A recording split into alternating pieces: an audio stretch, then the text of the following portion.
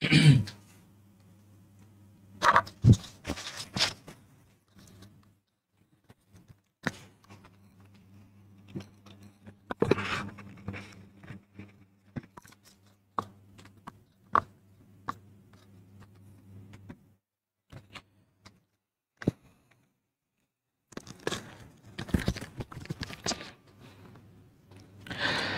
আলাইকুম, সবাইকে স্বাগত জানাচ্ছি হৃদয় ভাইয়ের সাথে আমাদের আজকের বায়োস ওয়ান শট সিরিজের কোষ রসায়ন এই লেকচারটাতে। তো কোষ রসায়ন এই চ্যাপ্টারটা স্টুডেন্টদের ম্যাক্সিমাম স্পেশালি 26 ব্যাচের জন্য, 25 ব্যাচের হয়তো এটা ওদের সিলেবাসে নাই, ওদের এইচএসসি সিলেবাসে অন্তর্ভুক্ত নয়, তবে 26 ব্যাচ থেকে কিন্তু এই কোষ রসায়ন চ্যাপ্টারটা খুবই একটা বিভীষিকাময়। কারণ এই চ্যাপ্টারে অনেক স্ট্রাকচার আছে, অনেক কিছু জানতে হয়, কিভাবে এটা পরীক্ষায় আসে, কোনগুলা পরীক্ষায় আসে ভাইয়া, আমরা বারবার এগুলো নিয়ে একটু চিন্তায় থাকি। সো এই জায়গাগুলোকে ইজি করে ভাইয়া কিভাবে আমাদের কোন টপিকগুলো থেকে বারবার প্রশ্ন আসে এবং সেগুলোর বিস্তারিত যদি আমাদেরকে শিখায় দেন, তাহলে হয়তো আমরা কোষ রসায়ন থেকে ইজিলি কিছু জিনিস অ্যান্সার করতে পারবো, যেগুলো বিভিন্ন বোর্ডে কমনলি আসছে, সেগুলো নিয়ে আমরা আলোচনা করব। সো কোষ রসায়ন একটা খুবই ইম্পর্টেন্ট একটা চ্যাপ্টার, খুবই ইম্পর্টেন্ট একটা চ্যাপ্টার। এবং আমি মনে করি ইভেন 25 ব্যাচেরও কেউ যদি, যাদের এইচএসসি জানায়, কিন্তু এটা মেডিকেল অ্যাডমিশনে আসবে, মেডিকেল অ্যাডমিশনে কিন্তু আমরা জানি ফুল সিলেবাসই থাকে, রাইট? তো তোমরা সবাই একটু তোমাদের টাইমলাইনে, স্পেশালি 26 ব্যাচ, তোমরা একটু টাইমলাইনে শেয়ার করে দিও, ঠিক আছে? তোমাদের কাছে বিভিন্ন গ্রুপ বা তোমাদের কলেজের বিভিন্ন গ্রুপগুলোতে। কারণ এই লেকচারটা আমি দেখেছি যে ইউটিউবে মানে কেউই এইটার উপরে যে একটা ব্রিফ করে, যে একদম আমার এটার বেসিক প্লেলিস্টটাও আসতেছে খুব শীঘ্রই, তোমরা পেয়ে যাবা একদম A to Z। But one shot is about যে না ভাই আমি এইটার কি পড়বো। এবং আমাকে 26 ব্যাচের অনেক পোলাপানরা বলতেছিল যে ভাইয়া এইটা নিয়ে আমাদেরকে একটু গাইড করেন, এটা নিয়ে আমাদেরকে একটু গাইড করেন, আমরা এই কোষ রসায়ন, এই যে তারপরে শৈবাল ছত্রাক, এই চ্যাপ্টারগুলো ভাই আমরা পারি না, এই চ্যাপ্টারগুলো আমাদের জন্য একটু প্রবলেমেটিক হয়ে যাচ্ছে। তো এইটার কথা ভেবেই আমি তোমাদের জন্য হচ্ছে এই কোষ রসায়ন এই চ্যাপ্টারটার one shot CQ class ready করেছি। ওকে, আচ্ছা, তো আমি একটু 26 ব্যাচ যারা আছো, আবার 27 ব্যাচ, তোমরা যদি চাও করতে পারো, সমস্যা নাই, কারণ এটা তোমাদেরও লাগবে, এই চ্যাপ্টারটা তোমাদেরও আছে, ঠিক আছে? সো এটা আসলে সবার জন্য ইম্পর্টেন্ট।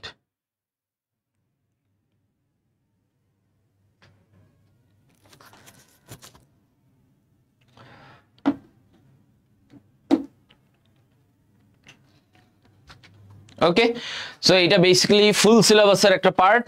ফুল সিলেবাস অনেকেই হচ্ছে তোমরা করতেছো বা করবা, 26 ব্যাচ হয়তো শুরুই করছো অনেকে, তো সবকিছু মিলাই এটা। ওকে, সো হৃদয় ভাই শুরু করতেছি। আমাদের আজকে বায়োস ওয়ান শটের কোষ রসায়ন। তো কোষ রসায়নের এই চ্যাপ্টারে বেসিক্যালি আমরা পড়বোটা কি? আমরা পড়বো হচ্ছে ভাইয়া এই যে শর্করা, আমাদের আমিষ, আমাদের হচ্ছে তোমার কি বলে এটাকে, এনজাইম, তারপর হচ্ছে চর্বি, এখান থেকে কি প্রশ্ন সিকিউতে আসছে বিগত বছরগুলাতে, বিগত বছর মানে 2019 পর্যন্ত। কারণ তোমরা জানো 19 সালের পর থেকে এই যে কোষ রসায়ন এই চ্যাপ্টারগুলা কিন্তু এইচএসসিতে আর আসে নাই, কিন্তু এর আগে এই যে 15, 16, 17, 18, 19 তখন কোন জায়গাগুলো থেকে বারবার প্রশ্ন আসতো, আমরা কোন জায়গাগুলো বারবার পড়তাম এই চ্যাপ্টারে, সেগুলো নিয়ে আজকে ভাইয়া আলোচনা করব, ঠিক আছে? ওকে, তো দেখো সবাই, আমি প্রথমে আসি আমরা শর্করা। তো শর্করা কি? শর্করা হচ্ছে এমন একটা যৌগ, দেখো শর্করা এমন একটা যৌগ যেই যৌগ মধ্যে কি আছে বলছে যে এইখানে অ্যালডিহাইড মূলক ও অথবা তোমার কিটোন মূলক এই জিনিসটা থাকবে। কি বলছে দেখো তো, শর্করাতে বলছে যে এখানে অ্যালডিহাইড মূলক কিংবা কিটোন মূলক এই মূলকগুলা থাকবে, এমন একটা যৌগ, ঠিক আছে? অ্যালডিহাইড বা কিটোন ডিরাইভেটিভস বলা হয়। ওকে, তো এগুলোকে আমরা বলতেছি শর্করা, এগুলোকে কি বলতেছি? শর্করা। এখন দেখো রাসায়নিক গঠনের উপরে ভিত্তি করে এই শর্করাটা কয় প্রকার? 4 প্রকার। কিসের উপরে ভিত্তি করে? এই রাসায়নিক গঠনের উপর ভিত্তি করে আমার শর্করা কয় প্রকার? 4 প্রকার।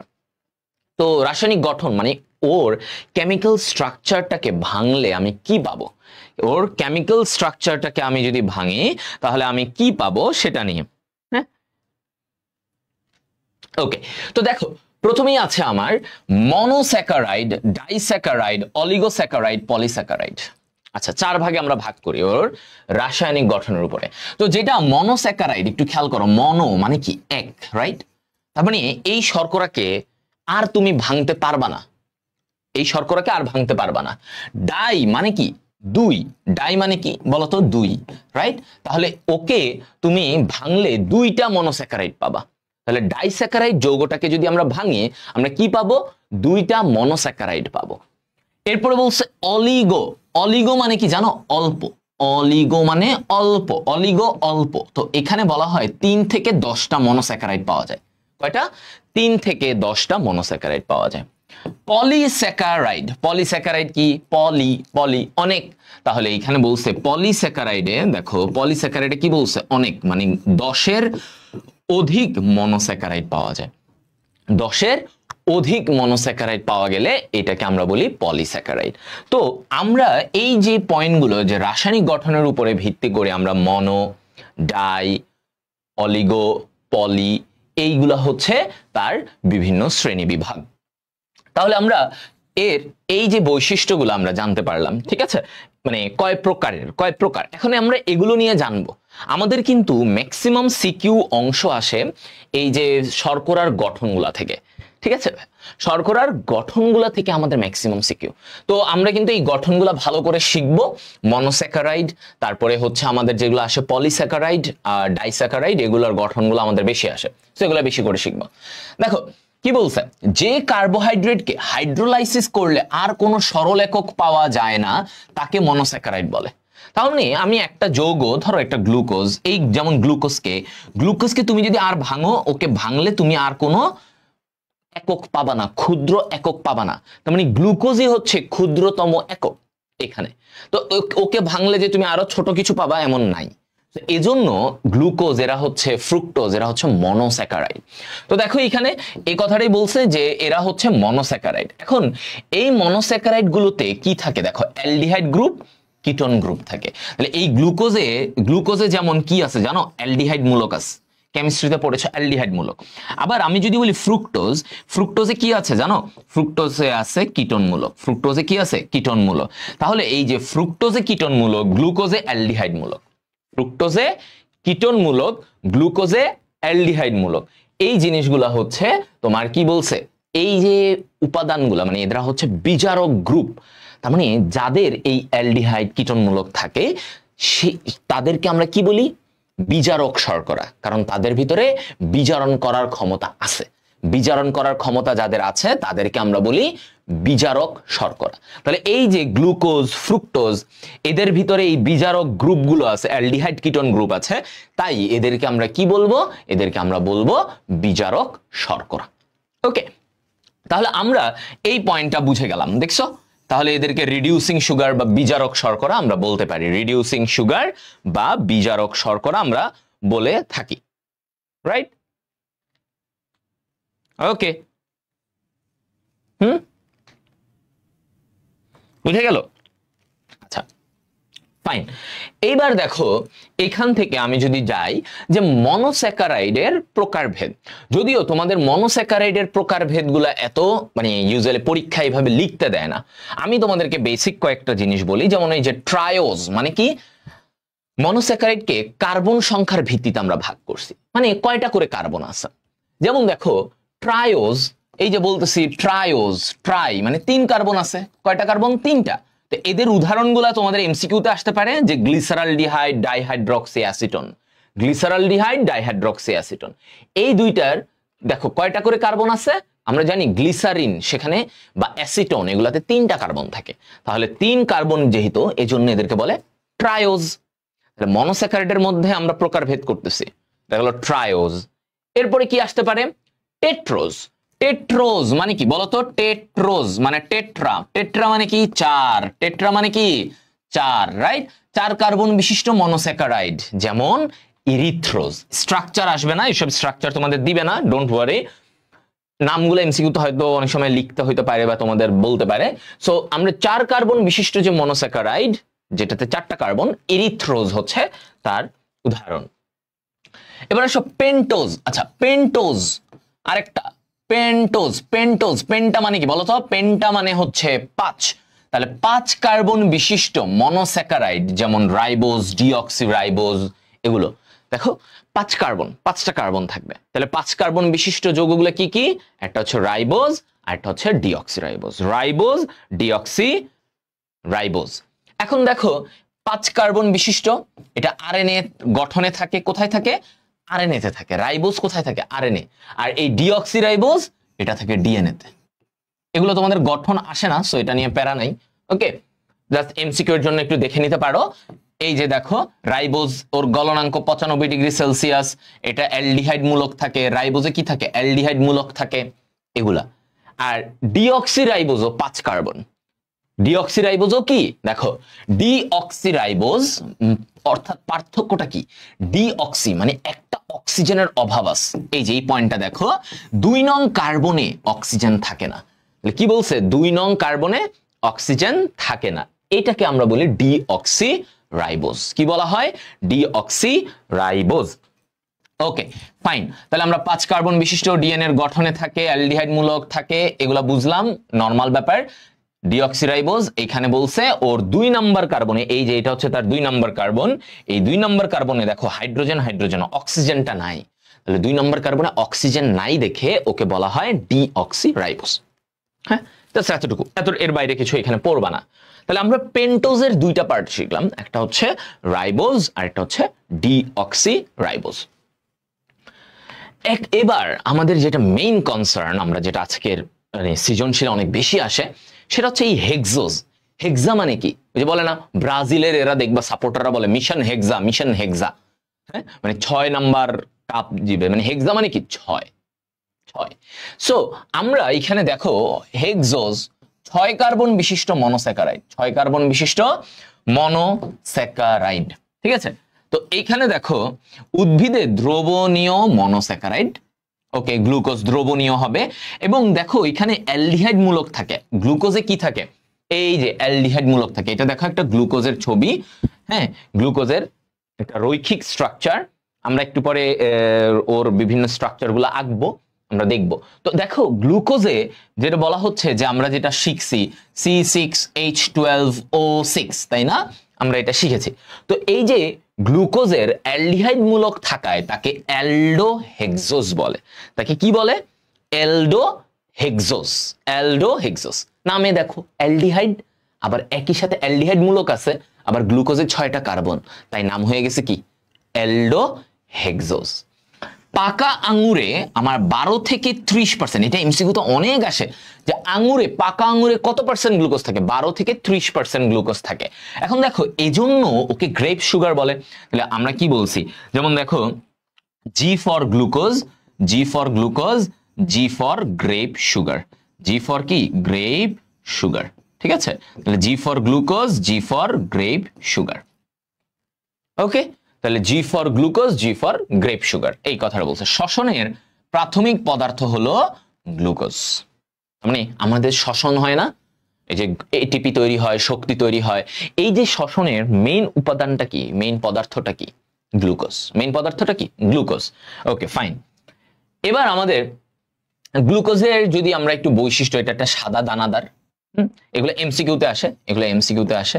দেখো গ্লুকোজের ব্যবহার, গ্লুকোজ তোমার রোগীর পথ্য মানে ঔষধ হিসেবে ব্যবহৃত হয়, শক্তি যোগায়। এখানে একটা ইম্পর্টেন্ট দেখো, ক্যালসিয়াম গ্লুকোনেট হিসেবে এটা ব্যবহৃত হয়। বাচ্চাদের যারা আইসিইউতে থাকে, বাচ্চাদের যাদের অবস্থা মানে যাদের মানে মনে করো ওরা মৃত প্রায়, তাদেরকে বাঁচায় রাখা হয় ক্যালসিয়াম গ্লুকোনেট দিয়ে।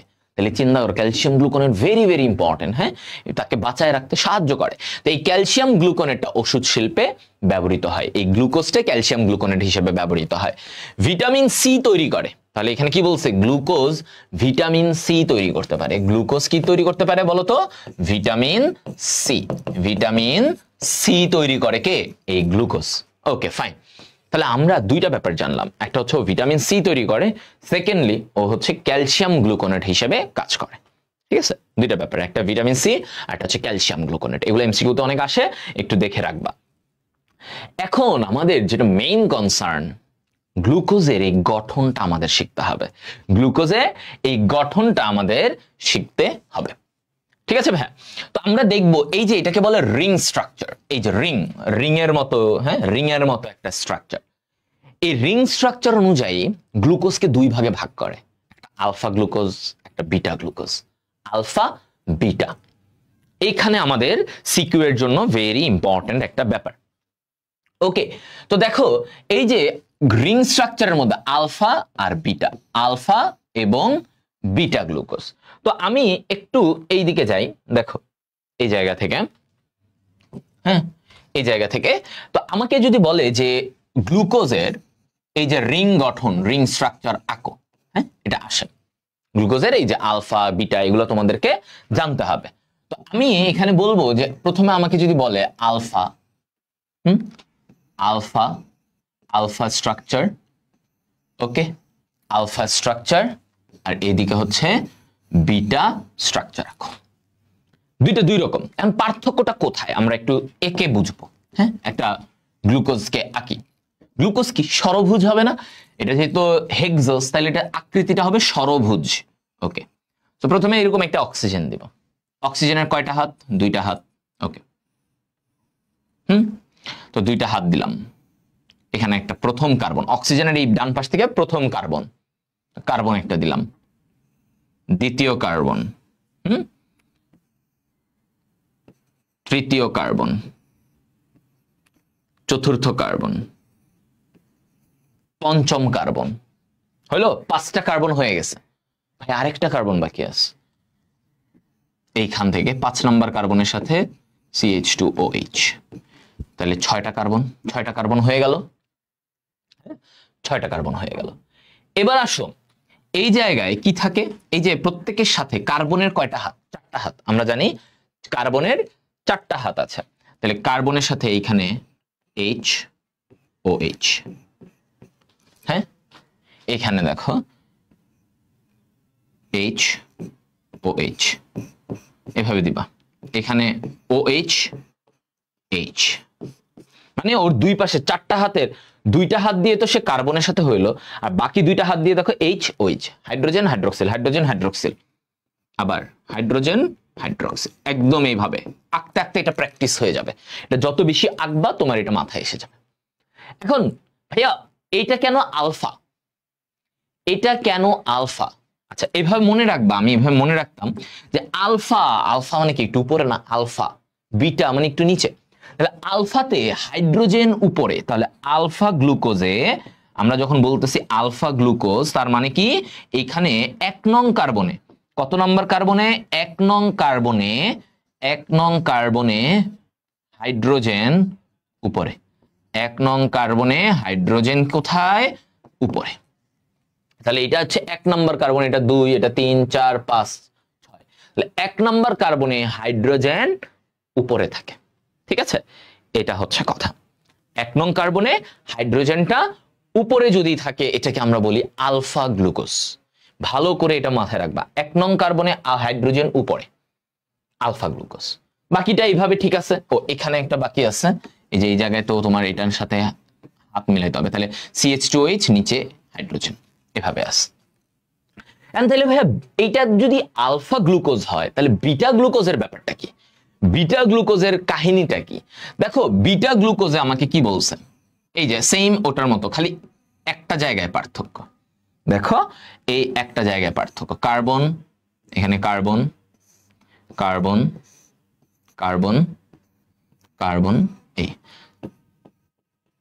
এগুলো সব আগের মতো, ঠিক আছে। HOH সব আগের মতো দাও, দিলা, সব এভাবে দিবা। এখন এইখানে দেখো এই যে 1 নম্বর কার্বনে একটু উল্টায় যাবে, বিটা গ্লুকোজে বলছে যে এই 1 নম্বর কার্বনে হাইড্রোজেনটা নিচে, হাইড্রক্সিল উপরে, হাইড্রোজেন নিচে, হাইড্রক্সিলটা উপরে। তাহলে এখানে কি হবে, দেখো হাইড্রক্সিলটা উপরে চলে গেছে, হাইড্রোজেনটা নিচে চলে গেছে। তো আমাকে যখন বলবে বিটা গ্লুকোজ, বিটা গ্লুকোজ বললে আমি কি বলবো বলো তো? বিটা গ্লুকোজ, বিটা গ্লুকোজ বললে আমি বলবো যে এখানের 1 নং কার্বনে, 1 নং কার্বনে, 1 নং কার্বনে হাইড্রোজেন উপরে, সরি হাইড্রোজেন নিচে, হাইড্রোজেন নিচে। তাহলে আমাকে কি বলছে, 1 নম্বর কার্বনে হাইড্রোজেনটা নিচে, হাইড্রক্সিল উপরে, হাইড্রোজেন নিচে, হাইড্রক্সিল উপরে। বুঝে গেল? হ্যাঁ, তাহলে আমাদের এটা বলছে 1 নং কার্বনে, এটা হচ্ছে সেই 1 নম্বর কার্বনটা, দেখো এইখানে হাইড্রোজেনটা নিচে, আর এইখানে কি ছিল, হাইড্রোজেনটা উপরে। তাহলে এই দুইটাই হচ্ছে মেইন পার্থক্য আলফা বিটা গ্লুকোজের। ওকে, হ্যাঁ, এভাবে মনে রাখবা, তাহলে তোমার আর প্যারা নাই। বাকি দেখো সব সেম, উপরে নিচে এগুলো সব সেম, ওরও সেম সেম সেম। হ্যাঁ, এইচ উপরে ওইচ নিচে, ওইচ উপরে এইচ নিচে, এইচ উপরে ওইচ নিচে, এভাবে করে আগাইছে। কিন্তু পার্থক্য এক জায়গায়, এই 1 নম্বর কার্বনে। পার্থক্য কোথায়? 1 নম্বর কার্বনে। তো 1 নম্বর কার্বনে উপরে নিচে হওয়ার জন্য দুই রকমের গ্লুকোজ, একটা আলফা গ্লুকোজ, একটা বিটা গ্লুকোজ। ওকে, এখন তুমি এই জায়গায় একটু খেয়াল করো, এই যে গ্লুকোজের কথা আমরা যখন বলি, এটা রিং স্ট্রাকচার গেল, এটা হচ্ছে তার রৈখিক স্ট্রাকচার। যদি এটা সিকিউতে ওভাবে দেয় না, এটা তোমাদের সিকিউতে ওভাবে দেয় না, আসে না, মানে সহজে আসে না, মেইনলি রিং স্ট্রাকচারটা আসে গ্লুকোজের। এখন এইখানে আমরা যদি একটু খেয়াল করি, দেখো তো ভাইয়া কি বলছে, যে এই যে এরকম অ্যালডিহাইড দিবা, কার্বন কার্বন কার্বন কার্বন, এখন বলছে এখানে যে 5 নম্বর কার্বনে, খেয়াল করো 5 নম্বর কার্বনে যদি ওইচটা ডান দিকে থাকে, এই যে ডান দিকে থাকে, তাহলে এটাকে বলে ডি গ্লুকোজ। ডি তে ডান, এভাবে মনে রাখবা, ডি তে ডান। তাহলে 5 নম্বর কার্বনে হাইড্রক্সিল ডান দিকে থাকলে এটাকে আমরা বলি ডি গ্লুকোজ। আর যদি এটা বাম দিকে থাকে, এই যে দেখো 5 নম্বর কার্বনে, এখানে 5 নম্বর কার্বনে হাইড্রক্সিলটা বাম দিকে, তাহলে এটাকে বলা হয় এল গ্লুকোজ। এটাকে কি বলবো তখন? এল গ্লুকোজ। এল তে লেফট, তাহলে বামে, এল তে লেফট মানে বামে।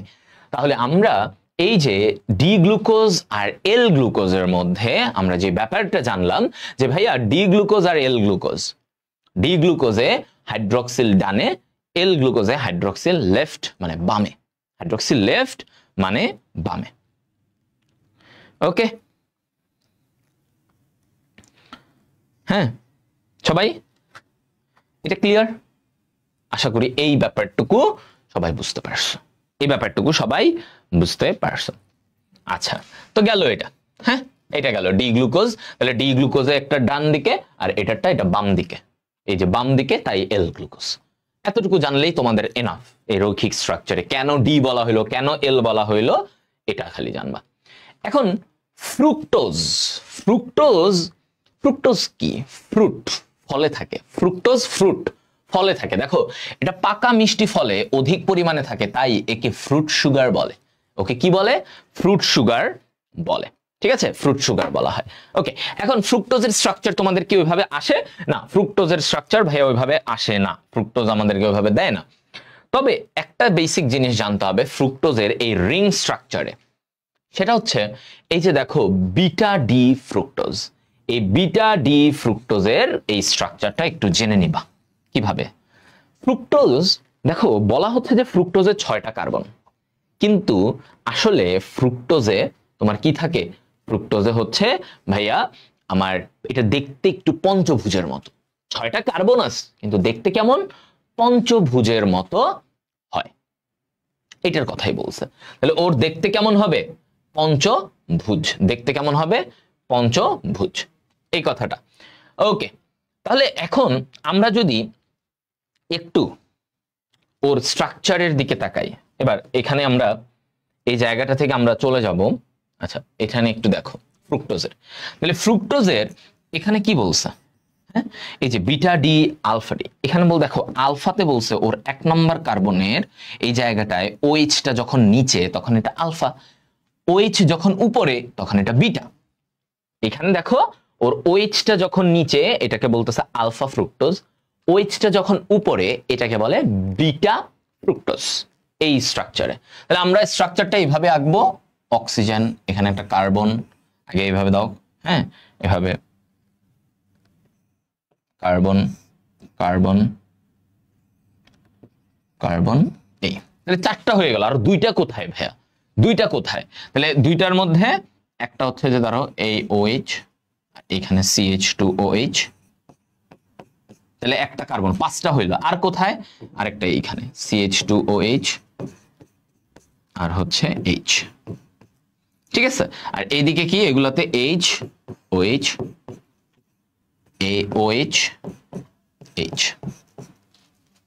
এটা ওকে।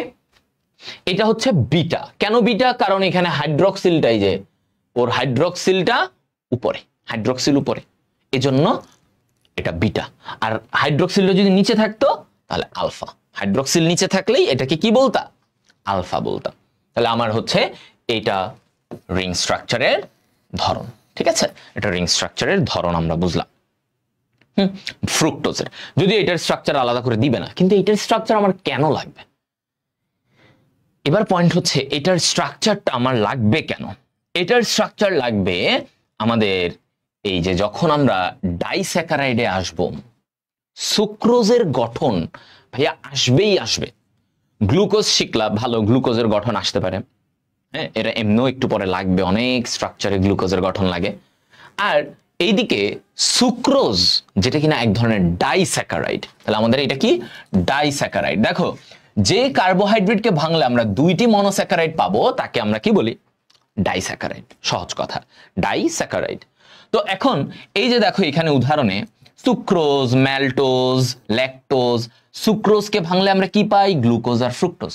তার মানে সুক্রোজ কি দিয়ে তৈরি হয়েছে? গ্লুকোজ ফ্রুক্টোজ জোড়া লেগে। তাহলে সুক্রোজ কিভাবে তৈরি হয়েছে? গ্লুকোজ আর ফ্রুক্টোজ বন্ধন করে ফ্রুক্টোজ তৈরি হয়েছে। ওকে, ম্যালটোজ কি বলছে দেখো, গ্লুকোজ আর গ্লুকোজ। ল্যাকটোজ যেটা দুধে পাওয়া যায়, গ্লুকোজ আর গ্যালাক্টোজ। গ্লুকোজ গ্যালাক্টোজ মিলে আমার ল্যাকটোজ তৈরি হয়েছে। তো এখন আমরা যেটা এই জায়গায় বলবো, দেখো 2টি মনোস্যাকারাইডের মধ্যে যে COC গ্লাইকোসাইডিক বন্ধন হয় তাকে গ্লাইকোসাইডিক বন্ধনই বলে। কি বলে? গ্লাইকোসাইডিক বন্ধনই বলে। তাহলে এই যে কার্বন অক্সিজেন কার্বন, এই বন্ধনটাকে আমরা কি বলি? এই বন্ধনটাকে আমরা বলি গ্লাইকোসাইডিক বন্ড। কি বলি? গ্লাইকোসাইডিক বন্ড, ঠিক আছে, গ্লাইকোসাইডিক বন্ড। হ্যাঁ ওকে, আচ্ছা। তো এটা গ্লাইকোসাইডিক বন্ড, 2টি মনোস্যাকারাইডের মধ্যে আমার যে বন্ড হয়, মানে শর্করার মধ্যে যে বন্ড, হ্যাঁ ধরো 2টা জোড়া লাগলো, এই বন্ডটাকে কি বলবো? Glycosidic bond. মনে থাকবে, গ্লাইকো মানে কি? শর্করা। শর্করার মধ্যে বন্ড, গ্লাইকোসাইডিক বন্ড। ওকে, তো আমরা এখন একটু পরে যেটা দেখব যে সুক্রোজ কিভাবে তৈরি হয়েছে। এই যে দেখো আমরা যে বারবার বলতেছি সুক্রোজ, সুক্রোজের কিভাবে এটা তৈরি হলো। তো এখানে আমরা দেখলাম যে দেখো এই যে আমি একটু স্ট্রাকচার একে তোমাদেরকে পড়াবো।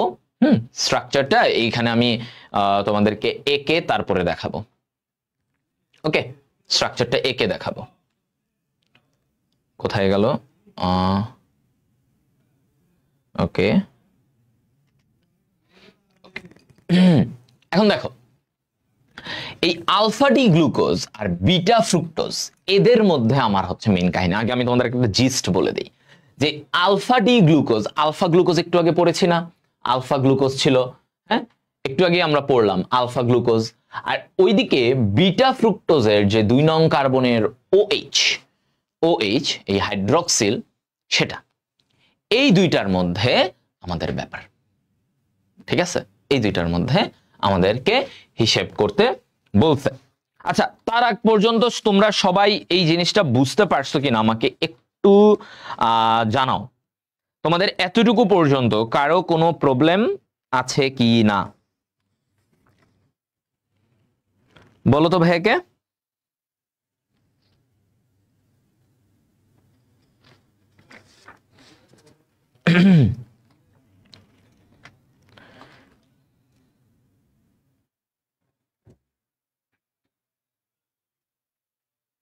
কারো কোনো প্রবলেম থাকলে ভাইকে একটু বল। ওকে, নাই ভাই। এখন আমরা সুক্রোজের গঠন শিখবো, ঠিক আছে? আমরা একটা মেইন বেসিক বুঝলাম যে এখানে আলফা ডি গ্লুকোজ আর বিটা ডি ফ্রুক্টোজের মধ্যে ঘটনাটা ঘটে। হ্যাঁ, ওরা দুজন মিলে এখানে বন্ধন করে সুক্রোজ তৈরি করবে। হ্যাঁ, এতটুকু। তো চলো আমরা এটা একটু একে শিখবো। এটা very important for CQ, very very important, very very important. সিকিউতে এটা অনেক আসছে সুক্রোজের গঠন নিয়ে। তাহলে আমরা গ্লুকোজ সুক্রোজ দুইটার গঠনই অনেক আসে। সুক্রোজটা আমরা এখন দেখবো কিভাবে।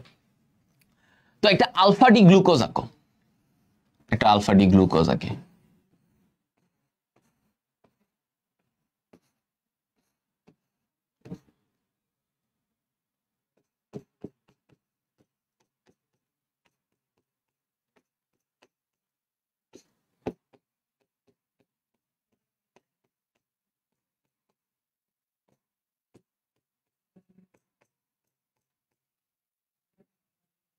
আলফা বলছে, তাহলে এইচ উপরে ওএইচ নিচে। দেখো এইচ উপরে ওএইচ নিচে, হিসেব বরাবর আলফা গ্লুকোজে কি বলছি আমরা, 1 নম্বর কার্বনে এইচটা উপরে ওএইচটা নিচে থাকবে। তাহলে এটা হচ্ছে আমার alpha D glucose. Okay fine.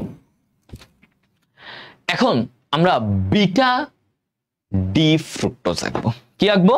Beta D fructose. তো বিটা ডি ফ্রুক্টোজের এই সময়ে কি হয় দেখো, এই জায়গায় ওর যদি ফ্রুক্টোজের স্ট্রাকচার আমরা আঁকি এরকম, এই এই এই একটু আকৃতিটা ইয়ে হইল, সুন্দর করে আঁকি। এটা এই এই এই এই এটা। ওকে, একটু পঞ্চভুজের মতো এরকম আঁকলাম। ওকে, এবার ওর এইখানে এই দিক থেকে ওর এই যে CH2OH এভাবে আঁকবা, CH2OH, ঠিক আছে? আর এইখানে কি আছে ওর OH। জিনিসটা উল্টায় গেছে, মানে বিটা ডি আমরা কি দেখছিলাম, মানে এই পাশে যেটা ছিল এটাকে উল্টায় ফেলছে, ঠিক আছে? মানে উল্টায় ও দাঁড়াইছে। তো বিটা, এই যে দেখো আমি যখন বলি যে বিটা ডি ফ্রুক্টোজ, ঠিক আছে, বিটা ডি ফ্রুক্টোজ, দেখো এইদিকে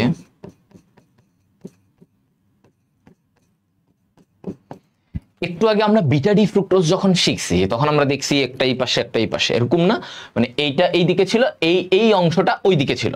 তো যখন সুক্রোজের স্ট্রাকচার গঠন হতে যায় তখন এই পাশেরটা এই দিকে উল্টায় যায়।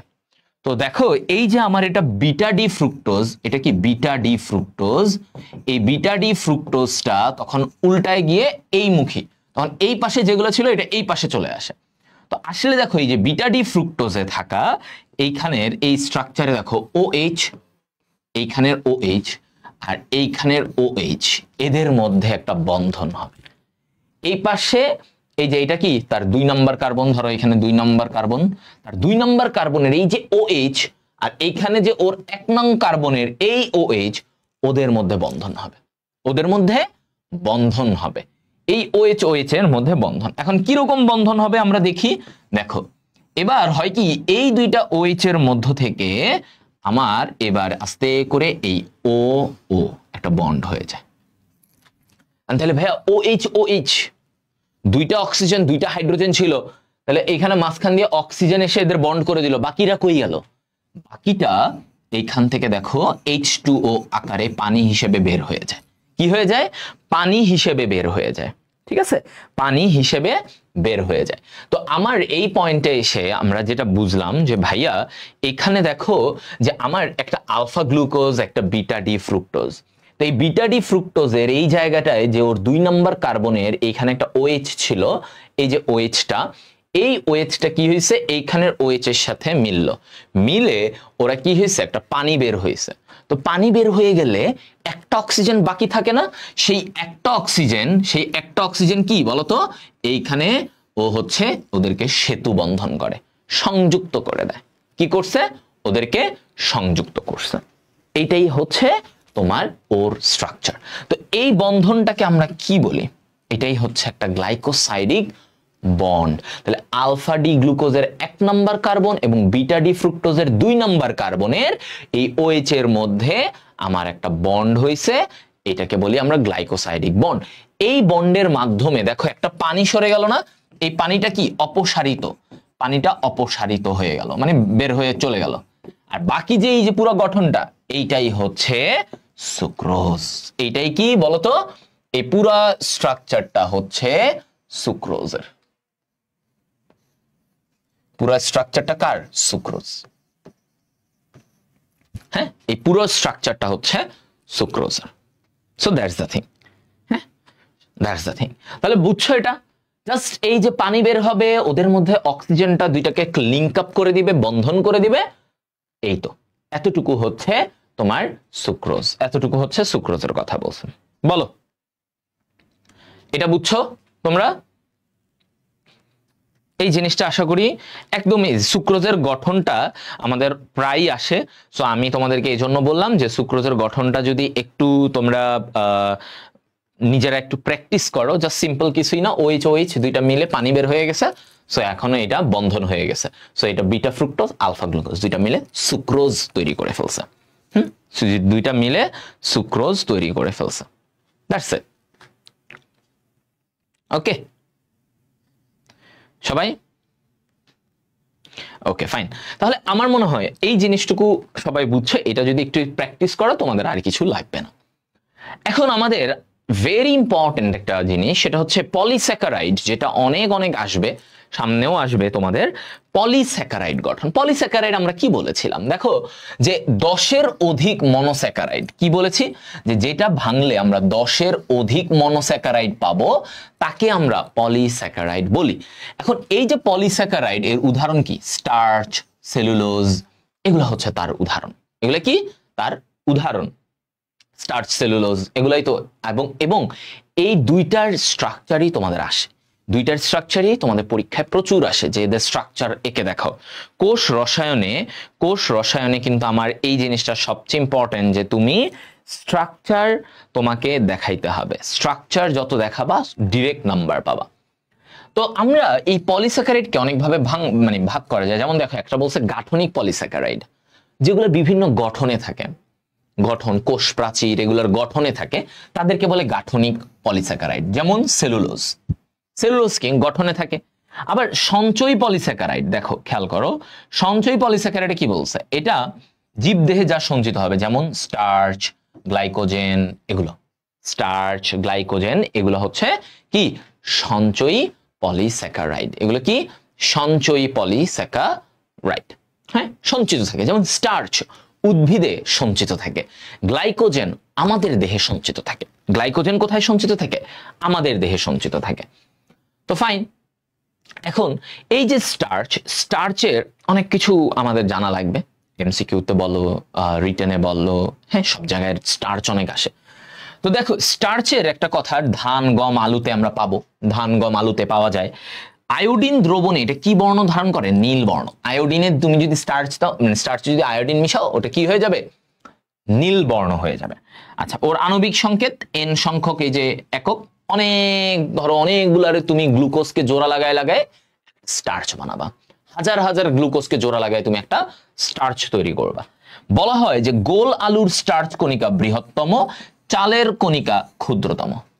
চালের যে স্টার্চ এমনি মনে রাখা যায়, আচ্ছা চাল তো ছোট, তাহলে ওর স্টার্চও ছোট হবে, আর আলু বড়, তাহলে ওর স্টার্চ কণিকা বড় হবে। সহজ, এভাবে মনে রেখে দিবা। হ্যাঁ, তাহলে চালেরটা ছোট আর আলুর যে স্টার্চের কণিকা সেটা একটু বড়। এখন আমরা যখন স্টার্চ নিয়ে পড়বো, স্টার্চের ব্যাপারগুলো আসে, তখন স্টার্চের দুইটা টাইপ ইম্পর্টেন্ট। একটা হচ্ছে কি দেখো তো, মানে স্টার্চের কি কি উপাদান থাকে? দুইটা উপাদান নিয়ে স্টার্চ গঠিত, অ্যামাইলোজ এবং অ্যামাইলোপেকটিন। তাহলে কি কি বলতো? একটা হচ্ছে অ্যামাইলোজ, আরেকটা হচ্ছে অ্যামাইলোপেকটিন। ঠিক আছে, অ্যামাইলোজ এবং অ্যামাইলোপেকটিন। তো এখানে যেমন দেখো, অ্যামাইলোজে কি বলছে? অ্যামাইলোজে বলছে 200 থেকে 1000টি আলফা গ্লুকোজ আলফা 1,4 গ্লাইকোসাইডিক বন্ধন দ্বারা তৈরি হয়। কি দ্বারা তৈরি হয়? 200 থেকে 1000টি আলফা গ্লুকোজ আলফা 1,4 গ্লাইকোসাইডিক বন্ধন দ্বারা তৈরি হয়। এটা হচ্ছে অ্যামাইলোজ। ওকে, সো আমরা অ্যামাইলোজের স্ট্রাকচারটা শিখব। অ্যামাইলোজের স্ট্রাকচারটা শিখব যে এই অ্যামাইলোজ দিয়েই তোমার কি হচ্ছে, স্টার্চ। অ্যামাইলোজ থাকে, অ্যামাইলোপেকটিনও থাকে, ঠিক আছে, অ্যামাইলোপেকটিন থাকে, এইভাবে করে তোমার থাকে। দেখো, হ্যাঁ, তো আমরা অ্যামাইলোজটা একটু এঁকে শিখি যে স্টার্চের দুইটা পার্ট, অ্যামাইলোজ, অ্যামাইলোপেকটিন, এই দুইটা নিয়ে স্টার্চ। তো তোমাকে যখন আসবে তুমি দুইটাই দেখাইতে পারো যে দুইটা পার্ট, অ্যামাইলোজ, অ্যামাইলোপেকটিন। তো অ্যামাইলোজটা কি আর অ্যামাইলোপেকটিনটা কি আমরা একটু দেখব। তো এখানে আসি এখন অ্যামাইলোজ, এটা ভেরি ইম্পর্টেন্ট সিকিউ এর জন্য। হ্যাঁ, এটা সিকিউতে অনেক আসে, এই যে স্টার্চের গঠন এগুলা সিকিউতে বহুত আসে, বুঝছো, অ্যামাইলোজ। তো দেখো অ্যামাইলোজে আমরা এটা কি, এখানে হবে গ্লুকোজ, আলফা গ্লুকোজের মধ্যে বন্ড, তাহলে আলফা গ্লুকোজ আঁকবো আমরা।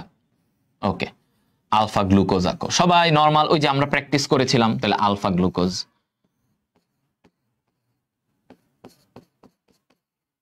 ঠিক আছে, এভাবে আলফা গ্লুকোজ এগুলো আঁকতে আঁকতে দেখবে, আলফা বিটা এরা আঁকতে আঁকতে দেখবে এমনি মাথায় এসে গেছে, এবার আর তোমার মুখস্থ করা লাগবে না, এত কিছু করা লাগবে না। তাহলে এইচ ও এইচ, আলফা গ্লুকোজে কি বলছে, এইচ উপরে থাকবে, আবার H O H, O H H, H O H হইলো।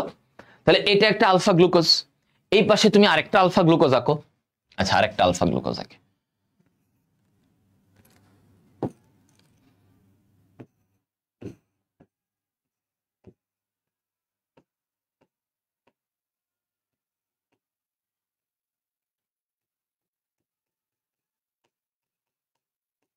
ঠিক আছে, আরেকটা আলফা গ্লুকোজ আঁকলাম। দেখো এটা 1 নং কার্বনের হিসাবটা ঠিক আছে, এইচ উপরে আছে কিন্তু হাইড্রোজেন উপরে।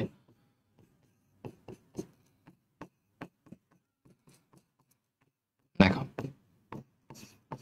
এই, তাহলে আমার অ্যামাইলোজ যেটা স্টার্চের গঠনে আমরা বলতেছি শিখার জন্য, এইখানে আমরা দুইটা আলফা গ্লুকোজ আঁকলাম, দুইটা কি আলফা গ্লুকোজ আঁকলাম।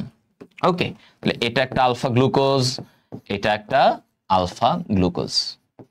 আমরা অলরেডি আলফা গ্লুকোজ পড়ে আসছি, আলফা গ্লুকোজ কি জিনিস, তাই না, আলফা গ্লুকোজ কি জিনিস আমরা পড়ে আসছি।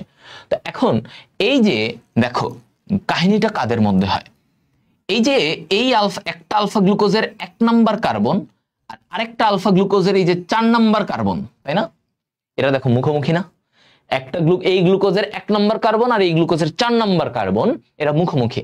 এখন ওদের মধ্যে এই যে দুইটা হাইড্রক্সিল মূলক আছে, হ্যাঁ, এই হাইড্রক্সিল মূলক আছে, আছে না, আছে, দুইটা অক্সিজেন দুইটা হাইড্রোজেন, দুইটা অক্সিজেন দুইটা হাইড্রোজেন। এবার ওদের মধ্যে কি হবে, এইখান থেকে একটা অক্সিজেন তোমার এই দুইটা কার্বনকে জোড়া লাগাবে, অক্সিজেনের দুইটা হাত, তাহলে একটা হাত দিয়ে এই কার্বন, একটা হাত দিয়ে ওই কার্বন, দুইটা জোড়া লাগালো, তাহলে মাঝখান দিয়ে বের হয়ে গেল কি, এই যে বাকি H2O, H2O-টা অপসারিত হয়ে গেল। কারণ আমরা জানি যে কোনো বন্ধন তৈরি হতে গেলে নতুন কিছু এখান থেকে বের হয়ে যাবে।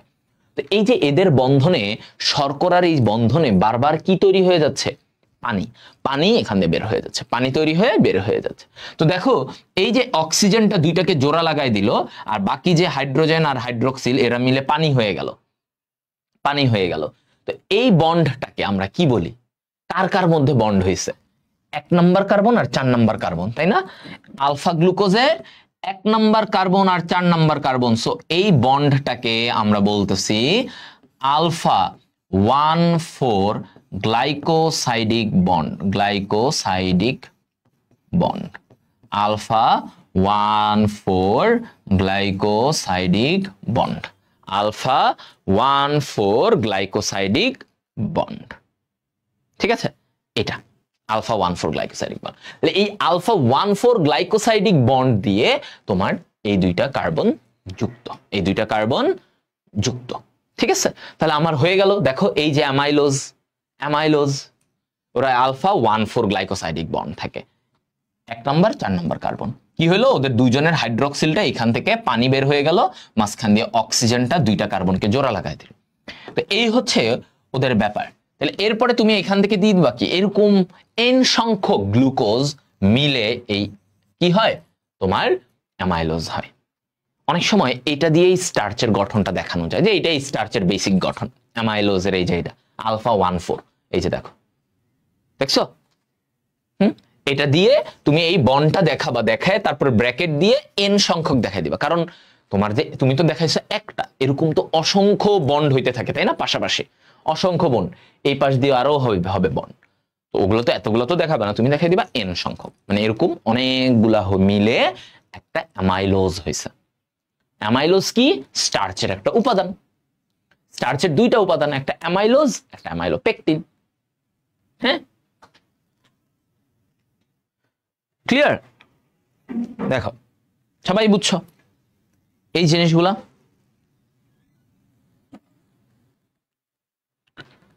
বলো।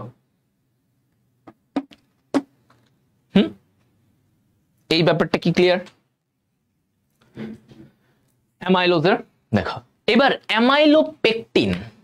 অ্যামাইলোপেকটিন কি বলছে এটাতে? দেখো অ্যামাইলোপেকটিন, অ্যামাইলোজে যেমন আমরা পড়ছি গ্লুকোজ 1,4 আলফা 1,4 বন্ধন ছিল, অ্যামাইলোপেকটিনে বলছে যে এই আলফা 1,4 বন্ধনের পাশাপাশি আলফা 1,6 বন্ধনও থাকে, আলফা 1,6 বন্ধন থাকে। তো এইটা কিরকম, এটা কিরকম আমি তোমাদের এখানে দেখাই যে এই যে দেখো এটা ছিল তার 6 নাম্বার কার্বন, এটা কি এখানে ধরো একটা আলফা 1,4 আছে, এই যে দেখো এটা অলরেডি তোমরা পারবা তাই না, এই যে আলফা 1,4, এই যে আলফা 1,4, এটা আলফা 1,4 একটু আগে যেটা দেখাইছে। ওকে ফাইন, ভেরি নরমাল ভাইয়া, ভেরি নরমাল। এখন বলছি কি এই যে এখানের 6 নাম্বার কার্বনের সাথে উপরে আরেকটা আলফা গ্লুকোজের 1 নাম্বার কার্বনের সাথে আর এখানের 6 নাম্বার দুইটা মিলে দেখো এই যে কি হয়েছে, এই একটা বন্ধন তৈরি করছে, এখান থেকেও পানি অপসারিত হয়েছে, হয়ে এই জায়গায় কি হয়েছে, এই 1 নং কার্বনের হাইড্রক্সিল আর এই 6 নাম্বার কার্বনের এখানে যে হাইড্রক্সিলটা ছিল এরা দুইজন মিলে পানি তৈরি করছে আর অক্সিজেন দিয়ে এখানে একটা বন্ধন করে ফেলছে। তাহলে এই যে এইখানের যে বন্ডটা হইলো এই বন্ডটাকে বলা হয় alpha 1,6 glycosidic bond, alpha 1,6 bond. আর এই যে এইখানের যে বন্ডটা আছে নিচে পাশাপাশি পাশাপাশি এটাকে কি বলে, আলফা 1,4 গ্লাইকোসাইডিক বন্ড, এটাকে কি বলে, আলফা 1,4 গ্লাইকোসাইডিক বন্ড। তাহলে দেখো আমরা স্টার্চ যখন বলতেছি, স্টার্চের মধ্যে অ্যামাইলোজে শুধুমাত্র আলফা 1,4 গ্লাইকোসাইডিক বন্ড থাকে, এই যে এরকম 1,4 পাশাপাশি। আর অ্যামাইলোপেকটিনে বলছে 1,4 তো আছেই, সাথে এই যে উপরের দিকে আলফা 1,6 বন্ডও থাকে, আলফা 1,6। তাহলে এখানে কি উপরের যে এই যে আলফা গ্লুকোজ ওর 1 নং কার্বন আর এইখানে যে নিচের 6 নাম্বার কার্বন, নিচের গ্লুকোজের এই 6 নাম্বার কার্বনটা, এই 6 নাম্বার কার্বনটার সাথে ওর একটা বন্ধন হইল, এই যে এখানের OH বাদ দিয়ে এখানে একটা অক্সিজেন দিয়ে বন্ধন হইল, এইটাকে বলে আলফা 1,6 বন্ড। এটা যদি তোমরা দেখাতে পারো তোমাদের জন্য ভালো ভালো, ঠিক আছে? এই যে এটা অ্যামাইলোপেকটিন। সাধারণত স্টার্চের গঠন বললে তোমরা যদি ওই অ্যামাইলোজের গঠনটা দিয়ে বুঝাই দাও তাহলেও হবে, তবে সবচেয়ে বেস্ট হবে অ্যামাইলোজ একটা দেখাইলা, ওই যে একটু আগে আমরা যেটা দেখলাম এই যে অ্যামাইলোজ, এই যে স্ট্রাকচার, আর এরপরে আরেকটা ভালো হবে যে এই যে আলফা 1,6 বন্ড, এইটা যদি তুমি দেখাতে পারো যে এই যে অ্যামাইলোপেকটিনে আমার আলফা 1,4ও আছে, আবার উপরে উপরে এই যে এখানে আলফা 1,6 বন্ডও আছে উপরে। হ্যাঁ, জাস্ট সিম্পল, ওই একটা আলফা গ্লুকোজেকে ওর 1 নাম্বার কার্বন আর এখানে 6 নাম্বার কার্বন দুইটার মধ্যে একটা বন্ধন দেখা দেবে, ওই যে OH, অলরেডি আমরা নিয়মটা বুঝে গেছি, OH আর OH, পানিটা বের হয়ে যাবে, অক্সিজেন দুইটাকে জোড়া লাগাই দিবে, শেষ। এটাই, তাহলে এটা হচ্ছে অ্যামাইলোপেকটিন, এভাবে দেখাই দিবা। এভাবে তোমরা এখানে অনেকগুলো দেখানো, তোমরা এখানে দুইটা দেখাবা, এখানে একটা দেখাবা, শেষ, এটুকুই এনাফ। এখানে দুইটা এভাবে দেখাবা, দুইটা যে আলফা 1,4 আছে আর একটা উপরের সাথে আলফা 1,6 দেখাবা। তাহলে এই হচ্ছে আমাদের স্টার্চের ব্যাপার, ঠিক আছে? স্টার্চের ব্যাপার, ওকে। হ্যাঁ সবাই, এটা তো স্টার্চের ধর্মটা, এটা এমসিকিউতে আসে, এমসিকিউতে তোমাদের আসে স্টার্চের ধর্ম আয়োডিনের নীল বর্ণ দেয়, ফেলিং দ্রবণ বিজারিত হয় না, ফেলিং দ্রবণ কর্তৃক বিজারিত হয় না, কারণ স্টার্চ একটা অবিজারক শর্করা, স্টার্চ অবিজারক শর্করা, কারণ ওর অ্যালডিহাইড মূলক, মনে রাখবা যত পলিস্যাকারাইড আছে সবাই অবিজারক, সবাই কি অবিজারক, কারণ এদের কারোরই হচ্ছে তোমার বিজারণ ক্ষমতা নাই। সো এরা প্রত্যেকে অবিজারক। ওকে ওকে এইখানে ব্যবহার, স্টার্চের ব্যবহার আমরা সঞ্চিত খাদ্য হিসেবে থাকে, স্টার্চ দিয়ে আঠা তৈরি করা হয়, অ্যালকোহল তৈরি করা যায়, ঠিক আছে? এগুলাই হচ্ছে মেইন বেসিক। এগুলা এমসিকিউতে তোমাদের দেয় যে কিসের ব্যবহার। ওকে, আরেকটা সিকিউ টপিক সেটা হচ্ছে সেলুলোজ। এই সেলুলোজটাও তোমাদের প্রচুর আসবে। হ্যাঁ, সেলুলোজ। তো সেলুলোজে একটা কথা কি, যেমন স্টার্চ আলফা গ্লুকোজ দিয়ে তৈরি হওয়া, সেলুলোজ হচ্ছে বিটা গ্লুকোজ। সেলুলোজ কার? বিটা গ্লুকোজের। সেলুলোজ হচ্ছে ভাইয়া বিটা গ্লুকোজ। তো এই যে বিটাস, হ্যাঁ বিটা সেলুলোজ, এটা মনে রাখবা, সেলু দিয়ে যা নাম আছে এগুলো সব বিটা। সেলু বাই, হ্যাঁ সেলু ভাই। ওকে, সেলু ভাই আমরা বলি না, ভাই ভাই সেলু ভাই। তো সেলুলোজ বা সেলোবায়োস যাই বলো, এরা সবাই বাই মানে বিটা গ্লুকোজ। তো এখানে বিটা গ্লুকোজের বন্ধনের মাধ্যমে আমার সেলুলোজ তৈরি হয়। আমরা এখন দেখব একটা সেলুলোজের স্ট্রাকচার, এটাও সিকিউতে অনেক আসে, আমাদের এটা মাস্ট পড়তেই হবে। হ্যাঁ মাস্ট। স্টার্চ এবং সেলুলোজ দুইটাই তোমার প্রচুর পরীক্ষায় আসে। সেলুলোজ এটা সিকিউতে অনেক আসবে। ওকে, তো আমরা দেখি এখানে সেলুলোজে আমার কি থাকে, বিটা গ্লুকোজ। সেলুলোজে কি থাকবে বলো তো? Beta glucose. তো আমি এখানে সেলুলোজে বিটা গ্লুকোজটা আঁকি, একটা বিটা গ্লুকোজ আঁকবো আগে।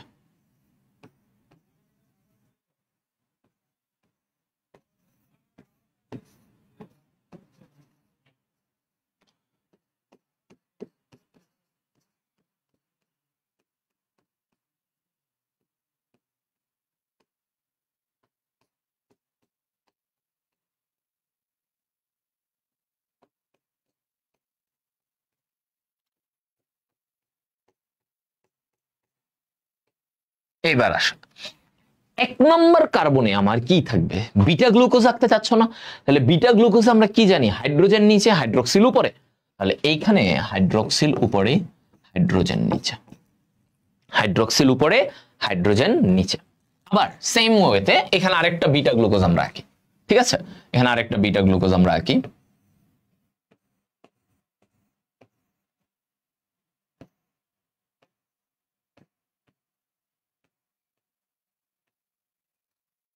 ওকে, এইখানে দেখো, আচ্ছা এখানে তো বিটা গ্লুকোজ, তো তাহলে OH টা উপরে দিবা, OH উপরে, 1 নম্বর কার্বনে OH উপরে, রাইট? এটাই তো আমার লজিক, বিটা গ্লুকোজে OH উপরে। আচ্ছা 1 নম্বর কার্বনে OH উপরে। ওকে, বাকিটা সব সেম।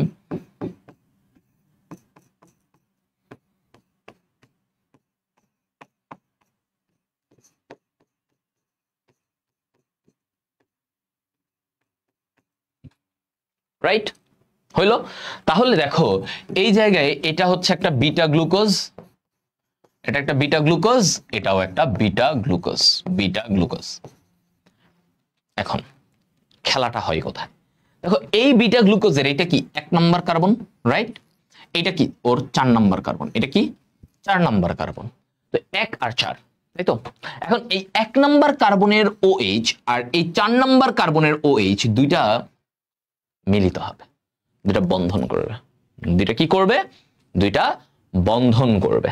তো আমরা এই জায়গায় দেখি যে দেখো দুইটা যখন বন্ধন করবে, এই যে দুইটা এরকম বন্ধন করবে, তো বন্ধন করলে কি হয়? OH OH, ওই যে আগের থিওরি, আবার চিন্তা করো, OH আর OH, তাহলে কি হবে? এখান থেকে একটা পানি বের হবে। তো পানি বের হলে তারা এখানে কি থাকে দেখো, এবার যদি পানি বের হয় তাহলে তারা এখানে কি থাকবে? এই যে দেখো এখানে। তো এবার এইখানের OH আর এইখানের OH, এদের মধ্যে এইভাবে একটা দেখো ক্রস বন্ধন, দেখছো? হ্যাঁ, এই ওর এখানে OH ছিল, ওর নিচে OH ছিল, তাহলে দুইটার মধ্যে এবার কি হয়েছে? একটা ক্রস বন্ধন হয়ে গেছে, মাঝখান দিয়ে এই যে একটা পানি বের হয়ে গেল, মাঝখান দিয়ে পানি বের হয়ে গেল। তো এই যে দেখো, এই যে 1 নম্বর কার্বনের OH আর এইখানে ছিল 4 নম্বর কার্বনের OH, এরা কিন্তু একটা বন্ধন করলো, বন্ধন করলো না? তাহলে আলফাতে ছিল কি? পাশাপাশি বন্ড, আলফাতে ছিল পাশাপাশি এরকম বন্ড, আর বিটাতে কি হলো?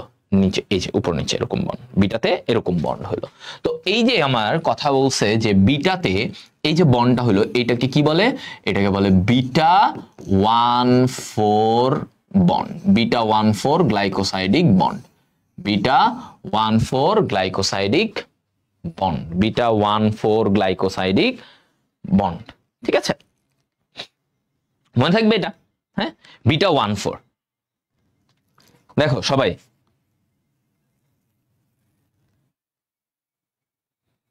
হ্যাঁ, বিটা 1,4 গ্লাইকোসাইডিক বন্ড।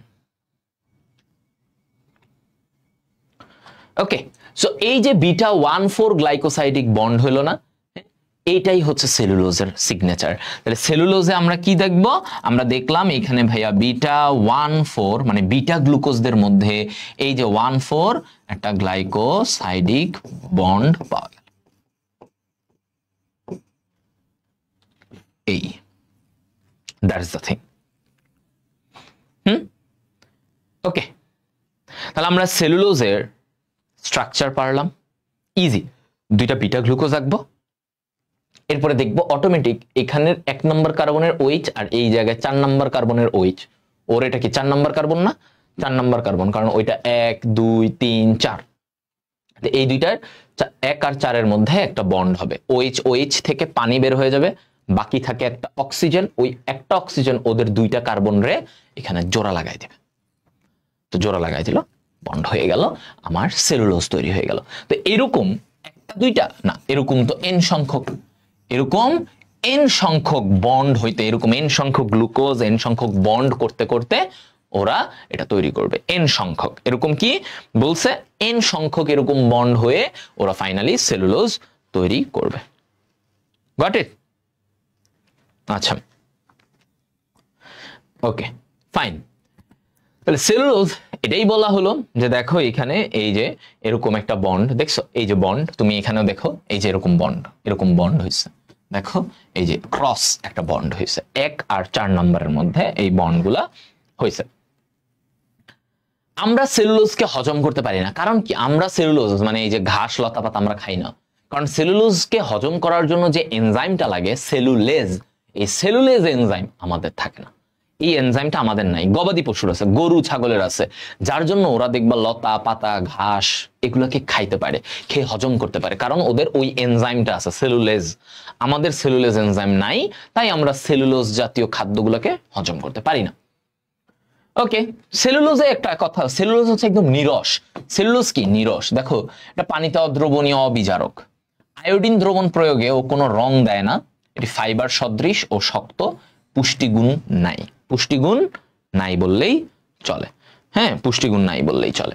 ওকে, এগুলা মানে ওর কোনো কিছুই নেই, ও অবিজারক, ওর কোনো স্বাদ নাই, ওর কোনো রং দেয় না, ওর মিষ্টিও না, ওর দেখো ওর কোনো পুষ্টিগুণ নাই, কিছুই নেই সেলুলোজ, এগুলোর কোনো কাজ নাই। তবে সেলুলোজের ব্যবহার অনেক সময় তোমাদের সিকিউতে আসে, এটা অনেক সময় সিকিউতে আসে।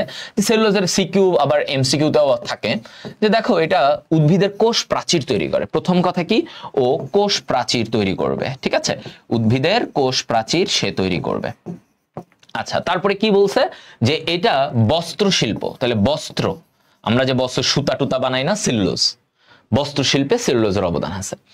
এই যে বিস্ফোরক, নাইট্রেট বিস্ফোরক, বিভিন্ন বিস্ফোরকে আমরা কিন্তু ওই নাইট্রেট বিস্ফোরকে আমার সেলুলোজের প্রয়োজন হয়। হ্যাঁ, বিস্ফোরকে আমার এটা দরকার, বোমা বানাও, যে বোমা বানাইতে এটা দরকার। ওকে, তারপরে বিভিন্ন বলা হয় যে নির্মাণ সামগ্রী ও আসবাবপত্র তৈরিতে সেলুলোজের ব্যবহার আছে। হ্যাঁ, নির্মাণ বিভিন্ন ওই যে কাঠের, তুমি এটা বানাও, কাঠ দিয়ে তুমি যা কিছু বানাবা সেগুলাই কি? সেগুলাই তো সেলুলোজ, সেখানে কি আছে? সেলুলোজ আছে। তারপরে আমরা বলি যে সেলুলোজ দিয়ে আমরা ফটোগ্রাফিক ফিল্ম, এখানে সেলুলোজ থাকে, ফটোগ্রাফিক ফিল্মে সেলুলোজ থাকে, যে বিভিন্ন ছবির যে ফিল্মগুলো থাকে না, এই ফিল্মগুলোতে তোমার সেলুলোজ দিয়ে বানানো। তারপরে আবার এটাও বলা হয় যে তোমার হচ্ছে যে সেলুলোজ, ওই যে থিন লেয়ার ক্রোমাটোগ্রাফি, ওই যে কেমিস্ট্রিতে পড়বা এগুলো, থিন লেয়ার ক্রোমাটোগ্রাফি, যেখানে বিভিন্ন উপাদানকে আলাদা করা হয়, রঙিন বস্তুগুলোকে আলাদা করা হয়। সো ওই যে thin layer chromatography, thin layer chromatography,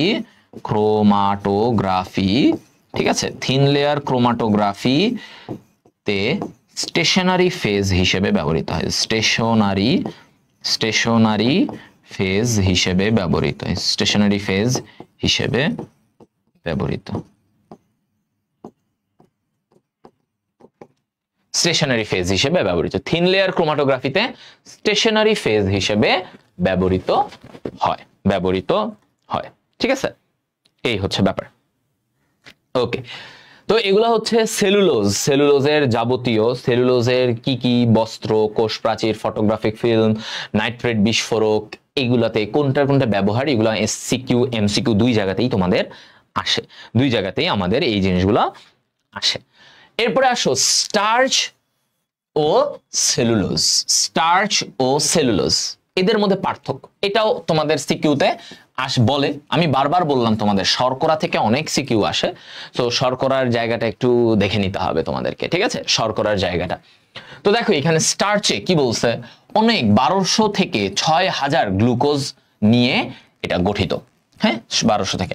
সেলুলোজে কত বলছে, 300 থেকে 3000 বিটা গ্লাইকোসাইডিক বন্ড। তাহলে একটা মনে রাখবে মেইন কথা, সেলুলোজে বিটা আর স্টার্চে আলফা গ্লাইকোসাইডিক বন্ড।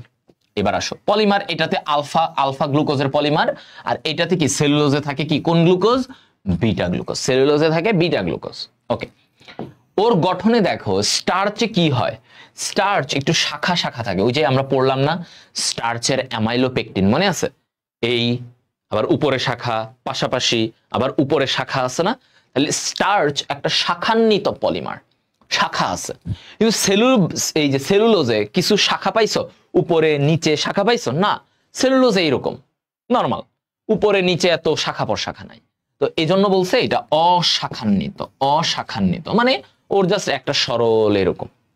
কিন্তু স্টার্চে আমরা দেখছি অ্যামাইলোপেকটিনে ওই যে সোজাসুজিও ছিল, আবার উপরে নিচে আলফা 16 বন্ড ছিল। সঞ্চিত খাদ্য, দেখো স্টার্চ কাদের, স্টার্চ হচ্ছে উদ্ভিদ দেহে, স্টার্চ কাদের, উদ্ভিদ দেহে সঞ্চিত খাদ্য থাকে। এখন এইটা কি হিসেবে থাকে, সেলুলোজ কি সঞ্চিত থাকে না, সেলুলোজ থাকে গাঠনিক, এই যে বিভিন্ন কোষ প্রাচীর গঠন এগুলাতে থাকে, তাহলে এটা কি, এটা হচ্ছে গাঠনিক উপাদান হিসেবে থাকে। বর্ণ, হ্যাঁ এটা কি বর্ণতে দেখো আয়োডিনের সাথে বিক্রিয়া করে নীল বর্ণ ধারণ করে, আর এইটাতে কি বলছে, কোনো বর্ণ প্রদান করে না, সেলুলোজে কোনো বর্ণ প্রদান করে না।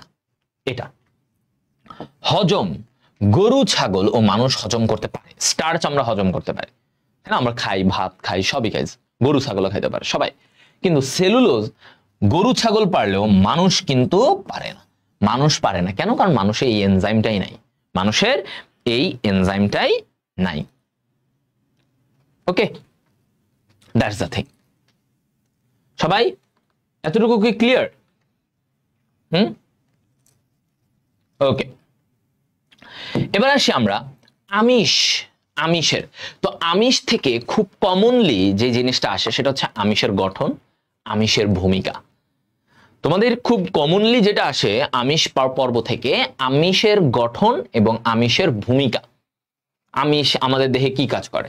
তো আমিষ দেখো সবচেয়ে গুরুত্বপূর্ণ একটা জিনিস, আমিষ অর্থ মানে কি, এটা দেহের জন্য অনেক গুরুত্বপূর্ণ, কারণ তোমার দেহ গঠনে কাজ করে কে, আমিষ দিয়েই আমাদের বডিটা এত বড় হয়েছে, চওড়া হয়েছে, যা কিছু তৈরি হয়েছে সবই কার অবদান, আমিষের অবদান। তো এখন এর গঠনটা কিভাবে ঘটে, আমিষ কি দিয়ে হয়, আমরা জানি আমিষ হচ্ছে অ্যামিনো অ্যাসিড দিয়ে হয়। আমিষ কি, দুইটা অ্যামিনো অ্যাসিড জোড়া লেগে একটা কি হয়, তোমার আমিষ গঠন করে, মানে এই দুইটা আমিষ যে জোড়া লাগলো, দুইটা অ্যামিনো অ্যাসিড যে জোড়া লাগলো, এই বন্ডটাকে আমরা বলি পেপটাইড বন্ড। এই বন্ডটাকে আমরা কি বলি, পেপটাইড বন্ড। তো আমি এখন একটু তোমাদেরকে এই বন্ডটাই দেখাবো, হ্যাঁ কিভাবে পেপটাইড বন্ড, এটা সিকিউতে অনেক আসে, বিভিন্ন বোর্ডে বিভিন্ন সময় আসছে, সো পেপটাইড বন্ড এটা একটু তোমাদের বলি। পেপটাইড বন্ড সিকিউতে আসে, পেপটাইড বন্ড। তো দেখো এখানে ভাইয়া পেপটাইড বন্ডে আমাকে দুইটা অ্যামিনো অ্যাসিড রাখতে হবে, তো আমি দুইটা অ্যামিনো অ্যাসিডের মধ্যে কি বন্ধন হয় সেটা দেখাবো। আগে অ্যামিনো অ্যাসিডটা আমরা এঁকে নেই। অ্যামিনো অ্যাসিডে কি বলছে দেখো, একটা কার্বন। এখন অ্যামিনো অ্যাসিড তুমি নামের ক্ষেত্রে চিন্তা করো তো, একটা অ্যাসিড মূলক, অন্যদিকে একটা কি অ্যামিন মূলক, তাহলে একটা অ্যাসিড মূলক অন্যদিকে একটা অ্যামিন মূলক, তাই না? অ্যামিন মূলক আর অ্যাসিড মূলক। তো এই যে কার্বন COOH, এইদিকে কি একটা অ্যামিন মূলক NH2, রাইট? NH2, ওকে, ভালো। এইদিকে এই পাশে কি আছে? একটা অ্যালকাইল মূলক, এই পাশে একটা হাইড্রোজেন। এটা হচ্ছে কার্বনের 4টা হাত হয়ে গেল, কার্বনের 4টা হাত হয়ে গেল। তো এই জিনিসটাকে এইবার COOH টাকে আমি একটু ভেঙে দেখাই তোমাদেরকে। ধরো এখানে এই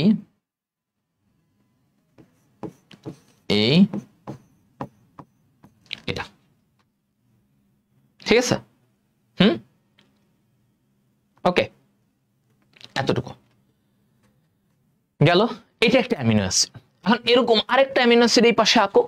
ওকে, আরেকটা অ্যামিনো অ্যাসিড আমরা আঁকি NH2, তাহলে আমরা এখানে একটা NH2 টাকে ভেঙে এভাবে দেখাইলাম, ঠিক আছে? এখানে একটা অ্যালকাইল মূলক, এখানে একটা হাইড্রোজেন, আর এই পাশে কি ওই যে কার্বক্সিলিক মূলক, অ্যাসিড মূলক। কেমিস্ট্রিতে এটা পড়ার কথা, এই যে অ্যাসিড মূলক COOH। এভাবে আমি এখানে এটা একটা অ্যামিনো অ্যাসিড, এটাও একটা অ্যামিনো অ্যাসিড। এখন ঘটনাটা কি ঘটে দেখো, এই জায়গায় এই যে এই অ্যামিনো অ্যাসিডের এই যে OH মূলক আর এইখানের H মূলক, দুইটা কি হবে? এই দুইটা মিলে এইখান থেকে ওরা পানি তৈরি করে ফেলবে। ওরা কি তৈরি করে ফেলবে? পানি তৈরি করে ফেললো। এরা যখন এখান থেকে পানি তৈরি করে ফেললো, এই যে OH টা সরে গেল, এখান থেকে H সরে গেল, সরে গেল না? তাহলে দেখো এবার এখান থেকে OH সরে গেল, এরা পানি তৈরি করলো, এখান থেকে H সরে গেল, তাহলে বাকি থাকে কি? এই কার্বনের, খেয়াল করো, এই কার্বনের একটা হাত ফাঁকা, এই নাইট্রোজেনের একটা হাত ফাঁকা। এখন ওদের যেহেতু হাত ফাঁকা, ওরা কি করবে? হাত বাড়ায় দিবে। এই যে বললো যে দেখো ভাইয়া, আমি তো ফাঁকা আছি, সিঙ্গেল, সো আমি তোমার সাথে মিঙ্গেল হয়ে গেলাম, হয়ে গেল। মাঝখান দিয়ে আমার পানিটা বের হয়ে গেল, মাঝখান দিয়ে আমার পানি বের হয়ে গেল, আর এই দিকে যে বন্ডটা ক্রিয়েট হলো, এই বন্ডটাকে আমরা বলতেছি কি? এই বন্ডটাকে বলা হয় পেপটাইড বন্ড। এই বন্ডটাকে আমরা কি বলবো? এই বন্ডটাকে বলা হয় পেপটাইড বন্ড।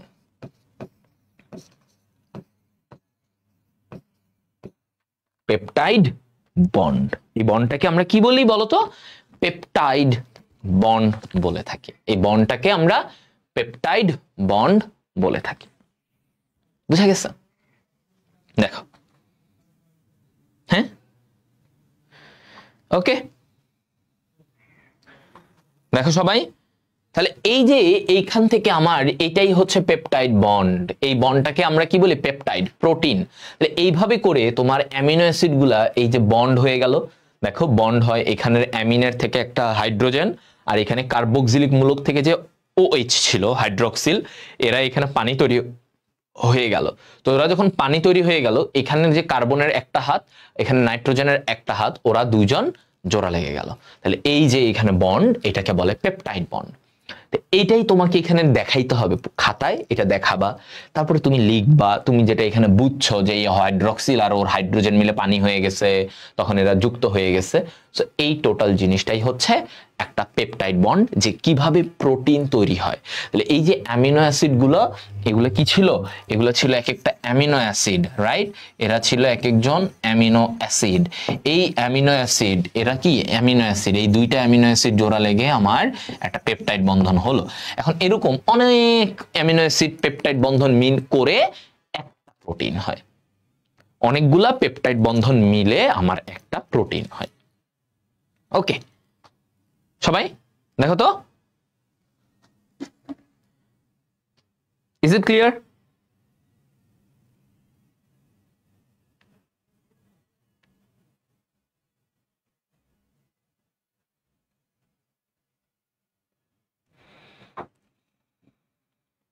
সবাই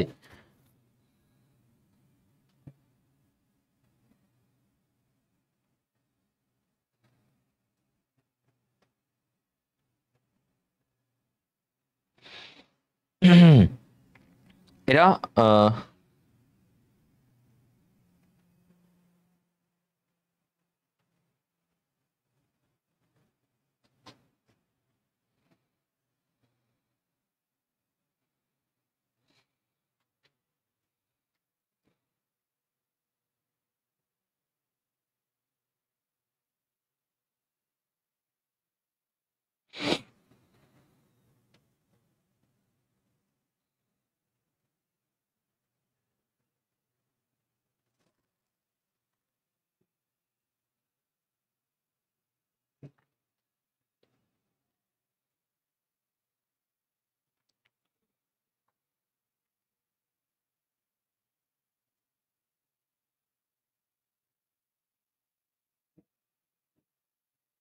ওকে, সবাই আশা করি এটা বুঝছো, রাইট?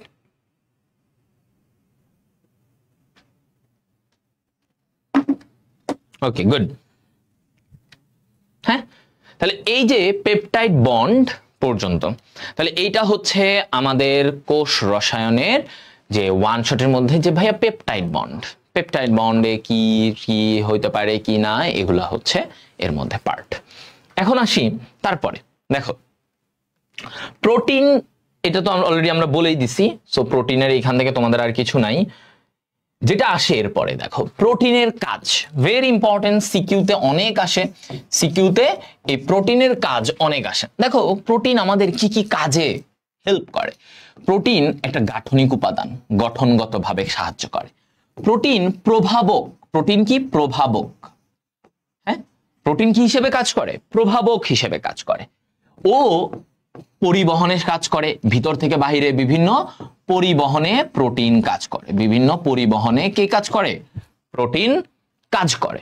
ওকে, এরপরে দেখো বলছে কি ও হরমোন হিসেবেও, তুমি যে হরমোন এনজাইম, হ্যাঁ এইসবেও কিন্তু কি প্রোটিন কাজ করে, হরমোন এনজাইম এগুলাতেও প্রোটিন কাজ করে। আচ্ছা, এরপর দেখো হিস্টোন প্রোটিন, এটা কি নিউক্লিয়াস গঠনে কাজ করে, হিস্টোন। তাহলে হিস্টোন প্রোটিন, হিস্টোন প্রোটিন এই যে কাজগুলো আমাদের অনেক আসে। হিস্টোন এটা হচ্ছে নিউক্লিয়াস গঠনে, কি গঠনে, নিউক্লিয়াস গঠনে কাজ করে, নিউক্লিয়াস গঠনে কাজ করে। ওকে, তারপরে দেখো আমাদের প্রতিরোধ ব্যবস্থার জন্য ও অ্যান্টিবডি তৈরি করে, কি তৈরি করে, ও অ্যান্টিবডি তৈরি করে, অ্যান্টিবডি তৈরি করবে। এটা কি তার অ্যান্টিবডিটা, এটা তার প্রতিরোধ ব্যবস্থার জন্য, কিসের জন্য, প্রতিরোধ। ওকে, প্রতিরোধ ব্যবস্থা। পেশি সংকোচনে ভূমিকা রাখে, পেশি সংকোচন করে। তাহলে এই যে প্রোটিন, প্রোটিনে যেমন পেশিতে অ্যাক্টিন মায়োসিন থাকে, পেশিতে কি থাকে, অ্যাক্টিন মায়োসিন। তাহলে এই যে অ্যাক্টিন মায়োসিন, এই প্রোটিনগুলো কিন্তু আমাদের পেশিগুলোকে সংকোচন করতে সাহায্য করে। তাহলে আমরা আরেকটা জিনিস জানলাম, অ্যাক্টিন মায়োসিন, অ্যাক্টিন মায়োসিন নিয়ে। ওকে, এবার আসো চর্বির মধ্যে দেখো আমাদের একটা ভেরি কমনলি আমরা যেটা বলি সেটা হচ্ছে এই যে লিপিড প্রোফাইল, লিপিড চর্বি। তো চর্বির মধ্যে দেখো বিভিন্ন কোলেস্টেরল, এই যে এগুলো হচ্ছে আমাদের নর্মাল লেভেল, এগুলো এমসিকিউতে তোমাদের আসতে পারে, ঠিক আছে, মাঝে মাঝে যে কোনটার কত লেভেল।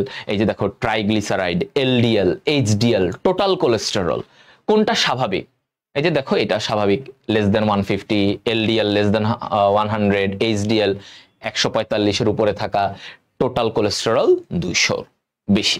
তো এইরকম এগুলো হচ্ছে নর্মাল একটা প্রোফাইল, নর্মাল লেভেল মানুষের, যেগুলো চর্বির লিপিড প্রোফাইল আমরা বলি। এখন আমাদের সৃজনশীলে যেটা আসে এই কোলেস্টেরল নিয়ে, খেয়াল করো এই কোলেস্টেরল নিয়ে আমাদের যত ব্যাপার আসে, তোমাকে একটা কোলেস্টেরল স্ট্রাকচার দেখাবে, এটা কোলেস্টেরল।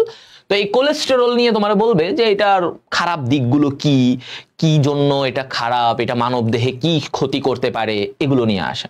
তো আমরা এই কোলেস্টেরল নিয়ে আমি যেটা বলি যে দেখো কোলেস্টেরল দুই প্রকার, কোলেস্টেরল কয় প্রকার, দুই প্রকার, একটা হচ্ছে এলডিএল আর একটা হচ্ছে এইচডিএল। এখন এখানে দেখো এলডিএল মানে লো ডেনসিটি লিপোপ্রোটিন, কি বলছে, লো ডেনসিটি লিপোপ্রোটিন। এইচডিএল এটা কি, হাই ডেনসিটি লিপোপ্রোটিন। তাহলে এলডিএল হচ্ছে লো ডেনসিটি, এইচডিএল হচ্ছে high density lipoprotein, high density lipoprotein, HDL আর এলডিএল।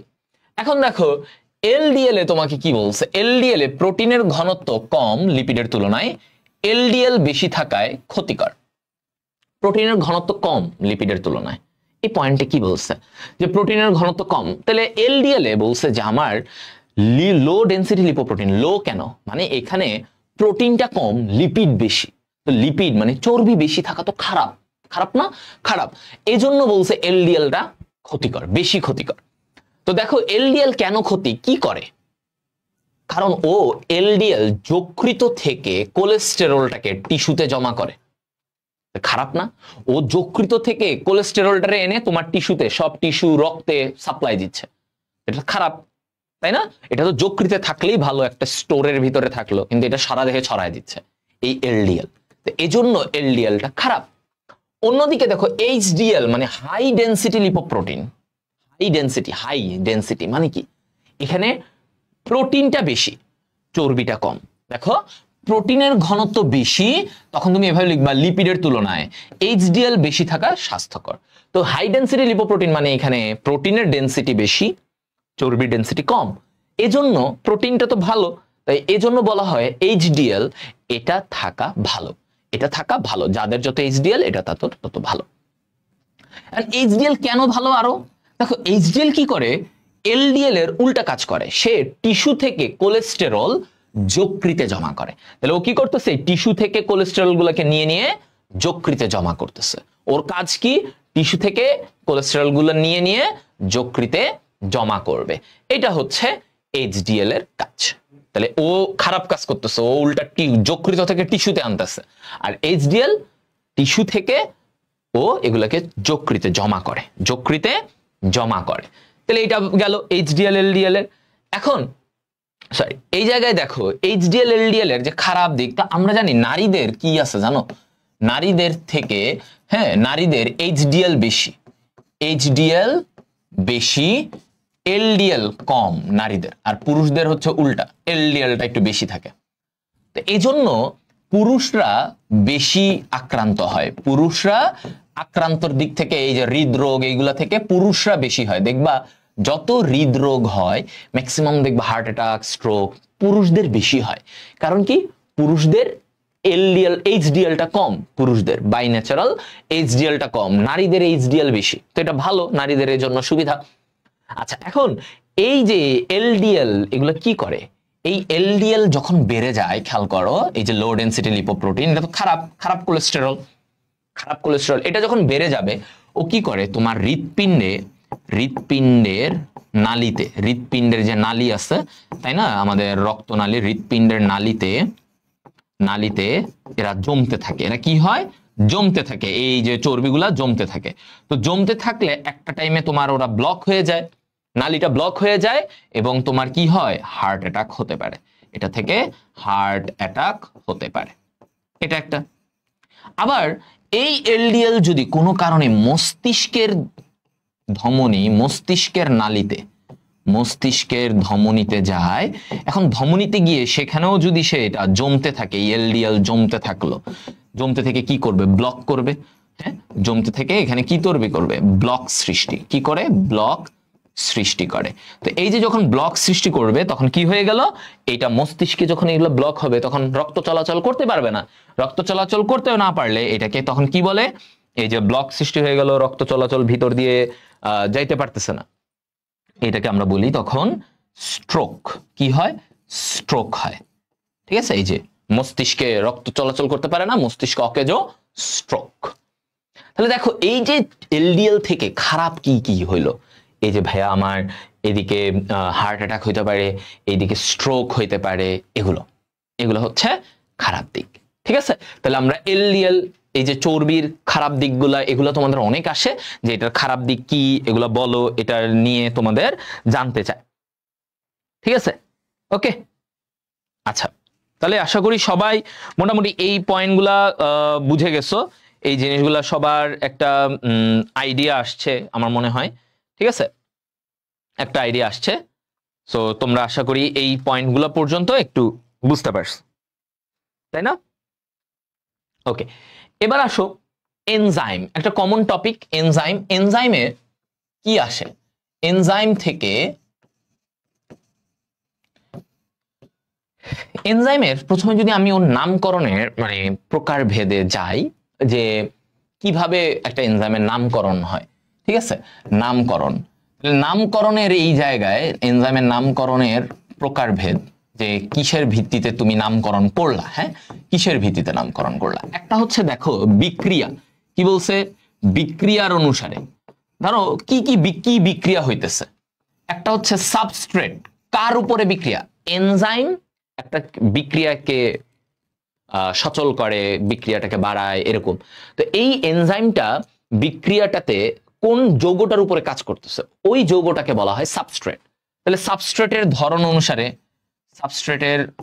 সাবস্ট্রেটের ধরন এটার অনুসারে নাম হতে পারে। আরেকটা হচ্ছে বিক্রিয়া ও সাবস্ট্রেট দুইটার মিলে, বিক্রিয়া সাবস্ট্রেট, এই তিনটা উপায়ে আমরা এনজাইমকে প্রকারভেদ করতে পারি, ঠিক আছে? তিনটা উপায়। তো আমাকে যখন বলে যে দেখো এই জায়গায় কি বলছে, বিক্রিয়া, ধরো বিক্রিয়া, একটা এনজাইম কি বিক্রিয়া করতেছে, সে ও অক্সিডেশন বিক্রিয়া করতেছে, জারণ কি করতেছে, অক্সিডেশন। তাহলে এই এনজাইমের নাম কি হবে, অক্সিডেজ এনজাইম। এনজাইমের নাম কি হবে বলো তো, অক্সিডেজ এনজাইম। ধরো সে কি করতেছে, এখানে হাইড্রোলাইসিস করতেছে, মানে পানি দ্বারা ভাঙন। হাইড্রোলাইসিস মানে কি বলতো, পানি দ্বারা ভাঙন, হাইড্রোলাইসিস। তাহলে এইটা কি, হাইড্রোলেজ এনজাইম। এই এনজাইমের নাম কি, হাইড্রোলেজ এনজাইম। হাইড্রোলাইসিস পানি দ্বারা ভাঙতেছে, সো এই এনজাইমটাকে তখন কি বলবা, হাইড্রোলেজ এনজাইম, ঠিক আছে? আচ্ছা, এবার সাবস্ট্রেটের ধরন অনুসারে, সাবস্ট্রেট মানে কোন যৌগটার উপরে এনজাইমটা কাজ করতেছে। ধরো যদি এনজাইমটা সুক্রোজের উপরে কাজ করে, সুক্রোজের উপরে কাজ করে, তাহলে এনজাইমের নাম কি দিবা, সুক্রেজ। সহজ, দেখছো? সুক্রোজ যৌগের উপরে কাজ করতেছে, তাহলে এনজাইমের নাম কি, সুক্রেজ। মল্টোজের উপরে কাজ করতেছে, তাহলে কি দিবা, মল্টেজ। Maltase, maltase. ধরো ল্যাকটোজের উপরে কাজ করতেছে, ল্যাকটোজ শর্করার উপরে কাজ করতেছে, তাহলে নাম কি দিবা, ল্যাকটেজ। কি দিবা, ল্যাকটেজ। এগুলা। আরেকটা হচ্ছে বিক্রিয়া সাবস্ট্রেট, দুইটা মিলায়, বিক্রিয়া সাবস্ট্রেট মিলায়। তাহলে এটাতে কি, ধরো এমন একটা যেমন আমরা বলি হেক্সোকাইনেজ, এই এনজাইম হেক্সোকাইনেজ। কেন এই নামটা হইলো হেক্সোকাইনেজ, বিক্রিয়া সাবস্ট্রেট দুইটা মিলায় সম্মিলিতভাবে এনজাইমের নাম। কেন হেক্সোকাইনেজ, দেখো এই এনজাইমটা ধরো একই সাথে সে কি করতেছে, গ্লুকোজ, গ্লুকোজের উপরে কাজ করতেছে। সো গ্লুকোজ কি, হেক্সোজ না, 6 কার্বন বিশিষ্ট আমরা পড়েছি শর্করা, হেক্সোজ। তাহলে হেক্সোজ, তাহলে এই গ্লুকোজের উপরে কাজ করতেছে, তাই নাম আসছে হেক্সো। ও কি করে, গ্লুকোজের সাথে একটা ফসফেট যুক্ত করে গ্লুকোজ 6 ফসফেট বানায় দিল। গ্লুকোজের সাথে কাজটা কি করলো, ফসফেট যুক্ত করছে। তো এই যে ফসফেট যুক্ত করার জন্য তার নাম হয়ে গেছে কাইনেজ। কাইনেজ এনজাইম সবসময় যৌগের সাথে ফসফেট যুক্ত করে। কাইনেজ এনজাইম কি কাজ করে, যৌগের সাথে ফসফেট যুক্ত করে। এটা হচ্ছে কাইনেজ এনজাইমের কাজ, বুঝতে পারছো? তো এটা হচ্ছে যে কাইনেজ এনজাইম। তো কাইনেজ এনজাইম ফসফেট যুক্ত করতেছে, বিক্রিয়াটার ব্যাপারটা যে ওইখানে ফসফেট যুক্ত হচ্ছে, আর কার উপরে করতেছে, গ্লুকোজের উপরে। এজন্য নাম হয়ে গেছে হেক্সোকাইনেজ। এনজাইমের নাম হয়ে গেছে কি, হেক্সোকাইনেজ। কিসের উপরে ভিত্তি করলো, বিক্রিয়াটা কেমন হইতেছে এবং সাবস্ট্রেটটা কি, এই যে সাবস্ট্রেটটা কি সেটার উপরে ভিত্তি করে, ঠিক আছে? তাহলে এইটা হচ্ছে আমার এনজাইমের, আমার যে প্রকারভেদ, এনজাইম কিসের ভিত্তিতে আমরা করি সেগুলো নিয়ে প্রকারভেদ। ওকে, এটা মানে আমার মনে হয় যে সবাই একটু ক্লিয়ার হতে পারছো, তাই না? ওকে ওকে, তাহলে আমরা এই জিনিসটা বুঝলাম। এখন আমরা এনজাইমের ক্রিয়া কৌশলটা কি, এনজাইম কিভাবে কাজ করে। আচ্ছা, এনজাইমে একটা মেইন ব্যাপারটা কি জানো, এনজাইমে যেই জায়গায় এনজাইমটা ওই সাবস্ট্রেট মানে যার উপরে এনজাইম কাজ করবে, যে যৌগটার উপরে, এই সাবস্ট্রেটের জন্য এনজাইমে একটা জায়গা আছে। তো দেখো আমি এভাবে বলি যে ধরো এটা একটা এনজাইম,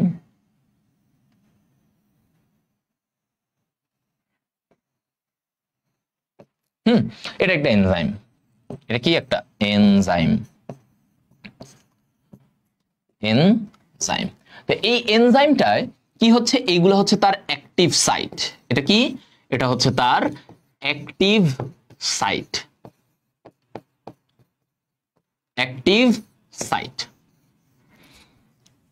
এই যে অ্যাক্টিভ সাইট, এই জায়গায় এসে সে কি করতেছে বলতো, এই জায়গায় এসে সে এই যে এখানে ধরো সাবস্ট্রেট, এটা একটা সাবস্ট্রেট, এখানে একটা সাবস্ট্রেট বি, এগুলা কি, এগুলো হচ্ছে সাবস্ট্রেট। এবার এরা ওর সাথে যুক্ত হবে। সাবস্ট্রেট কি হবে, এই এনজাইমের, এই যে এনজাইমটার অ্যাক্টিভ সাইট, সক্রিয় স্থান, এখানে এসে সাবস্ট্রেট গুলা বসবে, যুক্ত হবে। কি হবে, যুক্ত হবে। এই যে দেখো, তাহলে ধরো এই জায়গায় এরকম। তো এইখানে এসে এবার কি হবে, সাবস্ট্রেট গুলা এইখানে এসে ফিট হবে। কি হবে, ফিট। এই যে দেখো আস্তে করে মানায় নিল, এই জায়গায় বসে গেল সুন্দর করে। এই যে সাবস্ট্রেট গুলা এনজাইমের ভিতরে সুন্দর করে জায়গা করে নিল, জায়গা করে ফিট হয়ে গেল, এই ফিট হওয়াটাকে বলা হয় ইনডিউসড ফিট। কি বলে, ইনডিউসড ফিট, মানে ফিট হয়ে নিল, এখানে এনজাইমের ভিতরে সে জায়গা করে নিল। বুঝছো, এরা জায়গা করে নিল। তাহলে এই যেভাবে জায়গা করে ওরা ফিট হয়ে নিল, জায়গাটা এখানে বসায় নিল, এটা এই ঘটনাটাকে বলে ইনডিউসড ফিট। তো এই জিনিসটা অনেকটা দেখতে কিসের মতো, তালা চাবির মতো না? এই জিনিসটা অনেকটা কিসের মতো বলো, এটা লিখবা তখন যে এটা তালা চাবির মতো, তালা চাবির মতো, তালা চাবি মতবাদ বলে এটাকে। কেন, দেখো এইখানে আমরা যেমন তালাতে কি করি, চাবিটা দেই, দিলে ওইখানে তালাটা খুলে। তো এইখানে ধরো এটা তালা আর এরা হচ্ছে চাবি, তো চাবিটা তালার ভিতরে ঢুকলো, কি হলো, এটা তালা, এনজাইমটা তালা, এরা হচ্ছে চাবি। তো চাবিগুলো কি হলো, তালার ভিতরে ঢুকলো, ঢুকে অ্যাক্টিভ করলো। এখন এই কথাটা বলছে। তাহলে এটা হচ্ছে তার কৌশলের ব্যাপার, এটা কি তার কৌশল। তাহলে আমরা ইনডিউসড ফিটের এটা বুঝলাম, এবং এরপরে এইখান থেকে সে ধরো এই এনজাইমটা কি করলো, এ আর বি এই সাবস্ট্রেট গুলো বিক্রিয়া করলো, করে যৌগ তৈরি করে দিল, ধরো একটা উৎপাদ তৈরি করে দিল সিডি, এরা হচ্ছে উৎপাদ। এটা কি উৎপাদ তৈরি হয়ে গেল এখান থেকে, এটা কি উৎপাদ তৈরি হয়ে গেছে, নতুন এ আর বি মিশে নতুন যৌগ তৈরি করে দিছে সি আর ডি। তো এই জিনিসটা হচ্ছে তার কৌশল, যে এনজাইম তার সক্রিয় স্থান বা অ্যাক্টিভ সাইটে জায়গা দেয়, জায়গা দিয়ে এখানে বিক্রিয়া করায় তারপরে নতুন যৌগ তৈরি করে বা উৎপাদ তৈরি করে দেয়। এই হচ্ছে তার কৌশল। তোমাকে যখন কৌশল বলবে তুমি তখন একটু এইভাবে ব্যাখ্যা করবা, একটু ডায়াগ্রাম গুলা এঁকে এইভাবে তখন ব্যাখ্যা করবা, আমাদের এনজাইমের কৌশলগুলা এগুলা আসে। এবার আসি আমরা একটা ভেরি কমনলি আমরা যেটা আসে যে ব্যবহার, এই যে এনজাইমের ব্যবহার সিকিউতে অনেক অনেক আসে। হ্যাঁ, এটা হচ্ছে আমাদের লাস্ট টপিক। এনজাইমের এই ব্যবহারটা প্রচুর আসে, প্রচুর প্রচুর প্রচুর আসে। দেখো প্রথমেই আমরাকে বলছে কি, ফলের রস তৈরিতে, তোমরা এরকম পয়েন্ট পয়েন্ট করে বইয়েও আছে দেখবা, অনেক সুন্দর করে পয়েন্ট করা, তো এই পয়েন্টগুলো একটু ভালো করে দেখবা। ফলের রস তৈরিতে তো এইখানে যেমন বলা হয় পেকটিন, পেকটিন এনজাইম ব্যবহার করা হয়। ফলের রস তৈরিতে আমরা পেকটিন এনজাইম। পনির তৈরি করা হয়, পনির, ওই যে চিজ, পনির খায় না মানুষ, পনির খায় কিন্তু, এই পনির তৈরি করা হয় রেনিন এনজাইম। পনির কি দিয়ে তৈরি করা হয় বলতো, রেনিন এনজাইম। কাপড়ের দাগ মোচন, দাগ উঠায়, কাপড়ের দাগ উঠানো হয়, এইটাও কি এনজাইম ব্যবহার করা হয় এখানে কাপড়ের দাগ উঠানোর ক্ষেত্রে। চামড়া লোমমুক্ত করতে, খেয়াল করো, চামড়া লোমমুক্ত, তুমি চামড়া উঠাবা, সেখানেও কিন্তু এনজাইমের ব্যবহার আছে, এনজাইমের ব্যবহার আছে। তারপরে আমরা চিকিৎসায়, এই যে ডায়াবেটিসের চিকিৎসায় আমরা বিভিন্ন এনজাইম ব্যবহার করি। ডায়াবেটিসে, হ্যাঁ, ডায়াবেটিসের এই যে সুগার লেভেল এগুলা দেখার জন্য আমরা সেখানেও এনজাইমের ভূমিকা থাকে। চোখের ছানির অস্ত্রোপচার, চোখে ছানি পড়লে তাদের অপারেশন করা হয়। তো প্রথম ডক্টর জোসেফ স্পিনা তিনি একটা এনজাইম ব্যবহার করছিলেন সেখানে, এটাকে বলা হয় ট্রিপসিন। কি বলা হয়, ট্রিপসিন। তিনি ট্রিপসিন এনজাইম ব্যবহার করে এই চোখের ছানির অস্ত্রোপচার করেছিলেন। হ্যাঁ, ট্রিপসিন এনজাইম ব্যবহার করে। এরপরে দেখো আর কোথায় ব্যবহৃত হয়, কাগজ শিল্পে ব্যবহৃত হয়, রাবার শিল্পে ব্যবহৃত হয়, তাই না? এই সব জায়গায় কিন্তু আমার এগুলো ব্যবহার করা হয়। তাহলে কাগজ শিল্প আমরা ব্যবহার করি, রাবার শিল্পে আমার এই এনজাইম গুলা কিন্তু ব্যবহার করা হয়, যেমন ক্যাটালেজ এনজাইম, এটা আমাদের বলা হয় যে রাবার শিল্পে আমরা ক্যাটালেজ এনজাইমটাকে অনেক ব্যবহার করি। ঠিক আছে, কাগজ শিল্পে আমরা সেলুলেজ এনজাইমটাকে ব্যবহার করি, সেলুলোজ গুলাকে ভাঙতে। রাবার শিল্পে আমরা ক্যাটালেজ ব্যবহার করি, কি ক্যাটালেজ এনজাইম। কাগজ শিল্পে সেলুলেজ এনজাইম, সেলুলেজ মানে কাগজ শিল্পে। এরপরে বলে আরেকটা ব্যাপার আছে যে জমাট রক্ত গলাতে, ধরো কোনো জায়গায় রক্ত জমাট বেঁধে গেছে, হ্যাঁ, এখন এই জমাট রক্ত গলানোতে আমার একটা এনজাইম আছে, জমাট রক্ত গলানোতে একটা এনজাইম কাজ করে, এটাকে বলে ইউরোবাইলেজ। কি বলা হয়, ইউরোবাইলেজ এনজাইম, ইউরোবাইলেজ। এই ইউরোবাইলেজ এনজাইমটা জমাট রক্ত, ধরো মস্তিষ্কে রক্ত জমাট বেঁধে গেছে, এখন এমন একটা এনজাইম দিব যেটার মাধ্যমে জমাট রক্ত গলে যাবে, হ্যাঁ গলে যাবে। তো এটা হচ্ছে ইউরোবাইলেজ, এটা আমরা বলি। তো তোমাকে যখন এনজাইমের প্রয়োগ আসে, যে এনজাইমের ব্যবহার কোথায় কি হয়, তখন তোমাকে এগুলা লিখতে হবে পয়েন্ট পয়েন্ট করে। তো আমাদের কিন্তু ব্যবহারের মধ্যে এনজাইমের ব্যবহার এবং আমিষের ব্যবহারটা আমরা দেখেছি, কি কি প্রভাবক, হরমোন, এনজাইম, হ্যাঁ, বিভিন্ন পরিবহনে ব্যবহৃত হয়, অ্যান্টিবডি তৈরি করতে ব্যবহৃত হয়, সব কিছুতে আমার প্রোটিন, দেহ গঠন, সব কিছুর গঠনে এনজাইম, মানে সরি প্রোটিন, ওটা আমরা পড়েছি। তো প্রোটিনের ব্যবহার, এনজাইমের ব্যবহার, এগুলো অনেক বেশি আসে। এনজাইমের কৌশলটা আসে, শর্করা প্রচুর আসে, সেলুলোজ, স্টার্চ, গ্লুকোজ, সুক্রোজ, এগুলো প্রচুর প্রচুর প্রচুর আসে, ঠিক আছে। এদের স্ট্রাকচার আসে, এদেরকে ব্যাখ্যা করতে বলে, এগুলো আসে। আর চর্বির মধ্য থেকে তোমাদেরকে এই এলডিএল, এইচডিএল, এই পার্টটা আসে, যে এইচডিএল কেন ভালো, এলডিএল কেন খারাপ, এদের ব্যাখ্যা করো, কি হইতে পারে তখন, এগুলো তখন তোমাদের আসে। তো এই হচ্ছে তোমার কোষ রসায়নের সামারাইজড পার্ট। আমি মনে করি এই কোষ রসায়নের এই অংশটুকু যদি তোমরা পড়তে পারো, তাহলে তোমাদের এবং সাথে করে যে প্রোটিনের পেপটাইড বন্ড, এটাও অনেক আসে, এটাও একটু স্ট্রাকচারটা ভালো করে শিখবা। এগুলো থেকে কমনলি বিভিন্ন বোর্ডে আসছে, আমি মনে করি 90 থেকে 95% তুমি এখান থেকে কমন পাবা ইনশাল্লাহ। হ্যাঁ, যদি তুমি এটা একটু ভালো করে পড়ো, একটু দেখে যাও ভাইয়ার ক্লাসগুলো, একটু নোট করে যাও এই ইম্পর্টেন্ট পয়েন্টগুলো। সো সব এই প্লেলিস্ট তোমার বায়োবস ওয়ান শটের এই প্লেলিস্টগুলো সবই এখানে আছে। তোমরা ইউটিউবে হৃদয় ভাইয়ের চ্যানেল সাবস্ক্রাইব করো, এখানে গিয়ে তোমরা এগুলো সব পেয়ে যাবা। ঠিক আছে, সবাই ভালো থাকো, সুস্থ থাকো, আল্লাহ হাফেজ। আবারও দেখা হবে অন্য কোনো একটা ক্লাসে। টাটা।